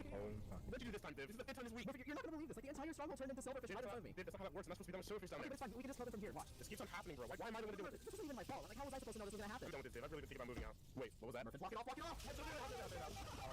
Oh, God, everywhere. Bro, get out of my house, bro. Listen, just break the windows and get out the front door. Ow, they're in my mouth. I swear I'm never eating fish again after this. Oh my gosh. My house smells like sushi now, bro. Oh my God. This literally happened because of you, did. I swear, we're gonna do anything. We just started spawning like this. No, it's fine. It's fine. Look, there's not all coming up here. We can kill them out slowly. Then why is the mountain silverfish? Why is the mountain silverfish? Listen, I've always valued you as a friend, and I hope we can see each other in another life. I hate you. You ruined my life. And there goes all my items. It's whatever. I can just... Wait. Where is my floor? No. You gotta be kidding me. I think I need a therapist. So, Minecraft YouTuber Parrot just made a dramatic video where he broke into several Minecraft prisons on a story SMP, but the final prison was better than the rest. And while the scenes are loosely staged as just part of how the server works, it was still too advanced to conquer without help from the Minecraft prison community. So they decided to invite this idiot. Oh no! That's the dumbest guy I know. The first thing he does is try and build a wither board. Is this from 2022? What is this, the Gilded Age? Buddy, we make real boards these days. It's like we have cell phones and he's trying to show off he built a rotary. Except he didn't even build it. He just took Jerry Lum's board and took off the sponges, mirrored it, and then tweaked it a bit. Wow, it's a different color now. And he really thought we wouldn't notice. Oh, a crystal attached to a flying machine so that you can explode it from a distance with arrows? That's cool. Hey, have you heard of the flame enchantment? There you go. Anyway, after wasting their time, Canadian gives up and decides to break in from under the prison instead since the piglin band is not well protected. Great idea, now you're thinking. So you can start with it. No! What are you doing? Why are you making more explosive explosive flying machines. You just showed them how to use a witherboard. Do that. Why are we evolving backwards? They waste so much time making TNT missiles when better tech was just shown on camera, only to proceed to attempt to kill the piglin a 25th of a heart at a time. Canadian, knowing fully well that it would take 15,000 TNT minecarts onto the prison to actually kill it, has them set up a bridge and send stack after stack of minecarts. I can confirm it is damaging the piglin. Like many people, I wondered how he had confirmation that the piglin was being damaged. Turns out there's this leaked screenshot where he goes into the prison inspector to check its entity data. Look, I know it's staged on purpose, but come on, let me explain exactly why this is pointless. You know what Canadian's first prison escape is? It's against Vault 69, and he dispenses dirt to clog an area ban. You know what Canadian's last escape on his channel is? He uses flying machines to squeeze colorful blocks into an item ban to clog it. You know what his middle escape is? He dispenses cake to a fox so that it trades away its ban for the cake. Ken, may I interest you in a crazy technology called sword? Any sword. Put sword in flying machine. Sword go forward. Sword go up. Sword is the item the piglin tells you not to worry about. 5 minutes later, the prisoner is free. Yay, I'm free now. And that took me 25 minutes of real time. It took you 5 hours. Maybe if you weren't so anxious and hyper-focused on following social cues and acting normal on camera. Today is a great day to procrastinate. It's time to stay up until 6 a.m. watching YouTube and forget to edit my video or do my homework. 20 Minecraft tricks that actually work. Oh my gosh, finally, I'm tired of seeing Minecraft tricks that don't work. This contraption uses no mods, and this feature is in vanilla Minecraft. We're gonna look at 20 wild Minecraft tricks that actually work. I did not process any of that. Your mom says it's impossible to subscribe to your finger. To prove it wrong, try as hard as you can. Traveling can be a pain, especially if you run into obstacles like this. Luckily, there's actually an easy fix. If you go into a crafting table with 5 planks, you can create a boat, which makes it so you can slide across ice and mock speeds. So, while your friends are walking like losers, you can just chill out. I feel like that's something everyone already knows. Adventuring is a dangerous task, and all that running can get your health a little low. But instead of using potions, you can use a secret feature Mojang added to the game. They made it so whenever you eat food, you regenerate health. So next time you're on the run, make sure to bring a lot of juicy meat with you. Save your life in an emergency. No, this channel has to be satire, right? Trading with villagers can get painstaking at times. Luckily, if you commit mass murder, it will be difficult to deal with them. What not a lot of people know is that you can actually get 9 secret foods in vanilla Minecraft. Oh, wait, really? And all you need to do is install this mod. I need to stop this guy. He's putting misinformation on the internet. But how do I find where he is? A Minecraft fact that barely anyone knows is my IP has 420 in it, making it the funniest IP in Minecraft. Did you know it's snapshot 4W9 What time's up? Bypass the glass? Oh, I knew I shouldn't have bought these from Goodwill. Also, why is your house made of glowstone? That's because the feature that Mojang added is that if your house is made of glowstone, mobs won't spawn inside. What is wrong with you? Half of the facts you say aren't even possible. You haven't caught on yet? Caught on to what? Of course, I didn't expect to be a third-dimensional being such as you to understand. Reality bends so I will. Actions that may be inconceivable for your everyday tribulations for a sixth-dimensional being such as I. Sixth-dimensional being? This world is a sandbox, and you're just another toy for me to play with. What did I just... Wait, hang on a second. Whatever happened was probably just a visual glitch. Wait, you're not getting away with The this. hidden feature Mojang added to the game is that if you touch grass, 5 stacks of anvils appear in the sky. What is that? I'm lucky that fucking convenient totem of undying saved me. Wait, bypass the class. You're gonna pay. Toasters were added to the game 3 seconds ago. Toasters? I had no idea what I was doing when I began the challenge. The idea was relatively simple. Clear one Super Mario Maker level on every different an escape room today called The Hopper, and if you haven't already seen it, you should. But if you have, I'm going to be debunking it because it's kind of terrible, and the way I'll debunk it is by speedrunning it. So we'll start the run speedrunning this exactly the way you'd expect, just going through everything like I know the puzzles. Since I do, I downloaded the map. But the first problem with Canadian's run is he does the boat dropping through the floor glitch by placing it on the hopper first and then breaking the hopper. You don't have to do this. You can just place a boat on water at the right angle and it'll just fall through the ground. I don't know why he doesn't do this, but it saves you so much time. I literally don't have to go through the effort of breaking the hopper. I can just place the boat right here and drop through. The next problem is Canadian just falls for some reason, as if he completely forgot that you can do this glitch with the boat where you can slow down your falling. What's so great about this is given enough time, if you get close enough to the hopper with this glitch, you can literally just pick up the golden apple and trident from here. This is probably the hardest part of the run, but literally you don't have to do any disconnecting at all. You just grab the apple and the trident and you eat the apple. Then the next thing I have to do is a little bit tedious. I have to go swim through the lava to find the snow bucket, but think about this. I don't have to do any disconnecting, so it's like 10 times faster. Then I have to immediately strafe southward and go to where... This level by far has the lowest completion rate in the entire history of Mario Maker 2. I'll show you what makes this level so hard and how I became the second person to ever beat this level. This level has a couple of extremely difficult sections that makes it almost impossible to beat, which is why the clear rate is so low. But I actually found multiple shortcuts to make the level easier than intended. And I don't think anyone else has ever discovered this upcoming shortcut, which saved me 10 seconds. This key I have right now is supposed to open a locked door in an upcoming area, but I'll be able to skip that door entirely. But right now, I perform this tight mid-air P-switch jump to bounce up this bob-omb so I can grab it as I enter the pipe. And I can use it to destroy this enemy blocking the path. Entering this door actually lets me hold on to the bob-omb for longer so I can break a block with it. And here's that skip I mentioned before. The P-switch timer is supposed to stop right here, which would activate this contraption down here that would activate the switch to block the path, forcing me into the key door. But I actually speedran through the previous section so quickly that the switch doesn't get activated. So I can just run past this door and keep my key. Behind the door that I skipped was an area where you have to do 2 frame-perfect jumps, which is hard. And skipping this section allows me to not lose the shellnet, which is great because keeping the shellnet lets me do an unintended shortcut later. But right here, I have to precisely use Yoshi to grab all these red coins and continue jumping through the level. And now I'm about to show you the weirdest and perhaps the most creative way I've ever cheesed a level. You're supposed to stall in the air about 3 times faster than what I'm showing here, which is nearly impossible. But I outsmarted the level creator and came up with a slightly easier method using the shellnet on Mario's head, which I kept by skipping that room from earlier. With the dry shell in hand, I can drop it on Mario's head to bounce it. Then I can keep the dry shell alive by wall jumping under the spikes. This is really difficult since I'm off screen while juggling the shell on my head with incredibly precise controls. And I have to match with the off-screen timer so I can get on a platform that appears right here so I can enter this door. Since this is the lowest clear rate level, it's arguably the hardest in the game, but luckily I made it a little easier by having the shellnet when I wasn't supposed to. And since I skipped over that key door from earlier, I also still have this key, which I can use to skip another part of the level coming up. But for this part, I just have to damage boost on these spikes and make my way over to the pipe. So in this part, I can use the key I've been holding on to. Now I can skip the intended key in this section, which is harder to get. You're supposed to drop this P-switch, ground pound to line up with it, and jump off it mid-air and twirl to the platform. Now with the extra key, I don't need to go for the other key using that P-switch, making this easy. And as I run through these last sections of the level, remember that whenever I achieve something like beating the lowest clear rate level in the game, I like to celebrate by putting something up on my wall that symbolizes my achievement. And for me to beat this level, I stayed inside my house playing it for weeks. So I put my house on my wall. So technically I did beat the level that had a 1 in 512,000 clear rate in the past, but that level's clear rate wasn't legit. That level did fool a lot of people, but you can see me expose the level creator's tricks here. In this video, I'll beat 2 levels, one of which had the lowest clear rate in the entire game, and another level that has a lot of cool tricks involving snowballs. Only one person beat this level that had a collective 500,000 attempts on it. I found this a little suspicious since there were only around 700 different people who played it. Since this was Mario Maker 2's lowest clear rate level, I thought it would be an incredible challenge, but it wasn't as cool as I thought it would be. As you can see, there are quite a few enemies on screen that have to be dodged. To get past them isn't that hard. The most difficult part of the level is finding 2 hidden keys that are needed to open doors at the end of the level. So I had to jump literally everywhere in this level looking for them. They're hidden in some good spots, and I was surprised I could even find them. The first one's behind this one-way gate. Usually if you walk past, you can't go back, but if you inch up to the edge, you can find a hidden key before the thwomp blocks it. In this next section, the screen auto-scrolls, so I had to keep restarting the level to get back to this section so I could jump around without missing a spot looking for the other key that may or may not be here. But luckily, I accidentally swung into it and got the second key. And then the rest of the level was just climbing up to the end. I'm not really sure how the clear rate got to 1 in 500,000 unless one of the players died at the beginning of the level over and over again. But since the clear rate was way too low, I got people from my Discord to beat the level and help raise it. Anyway, that level wasn't as hard as I hoped it would be, so I thought I'd beat an even harder level for this video as well. At the start, I launched the snowball using the spring and jump off it midair. Here, I throw the snowball back to collect this red coin that I'll need. Well, I'm bored because the goddamn car trap made me extremely bored.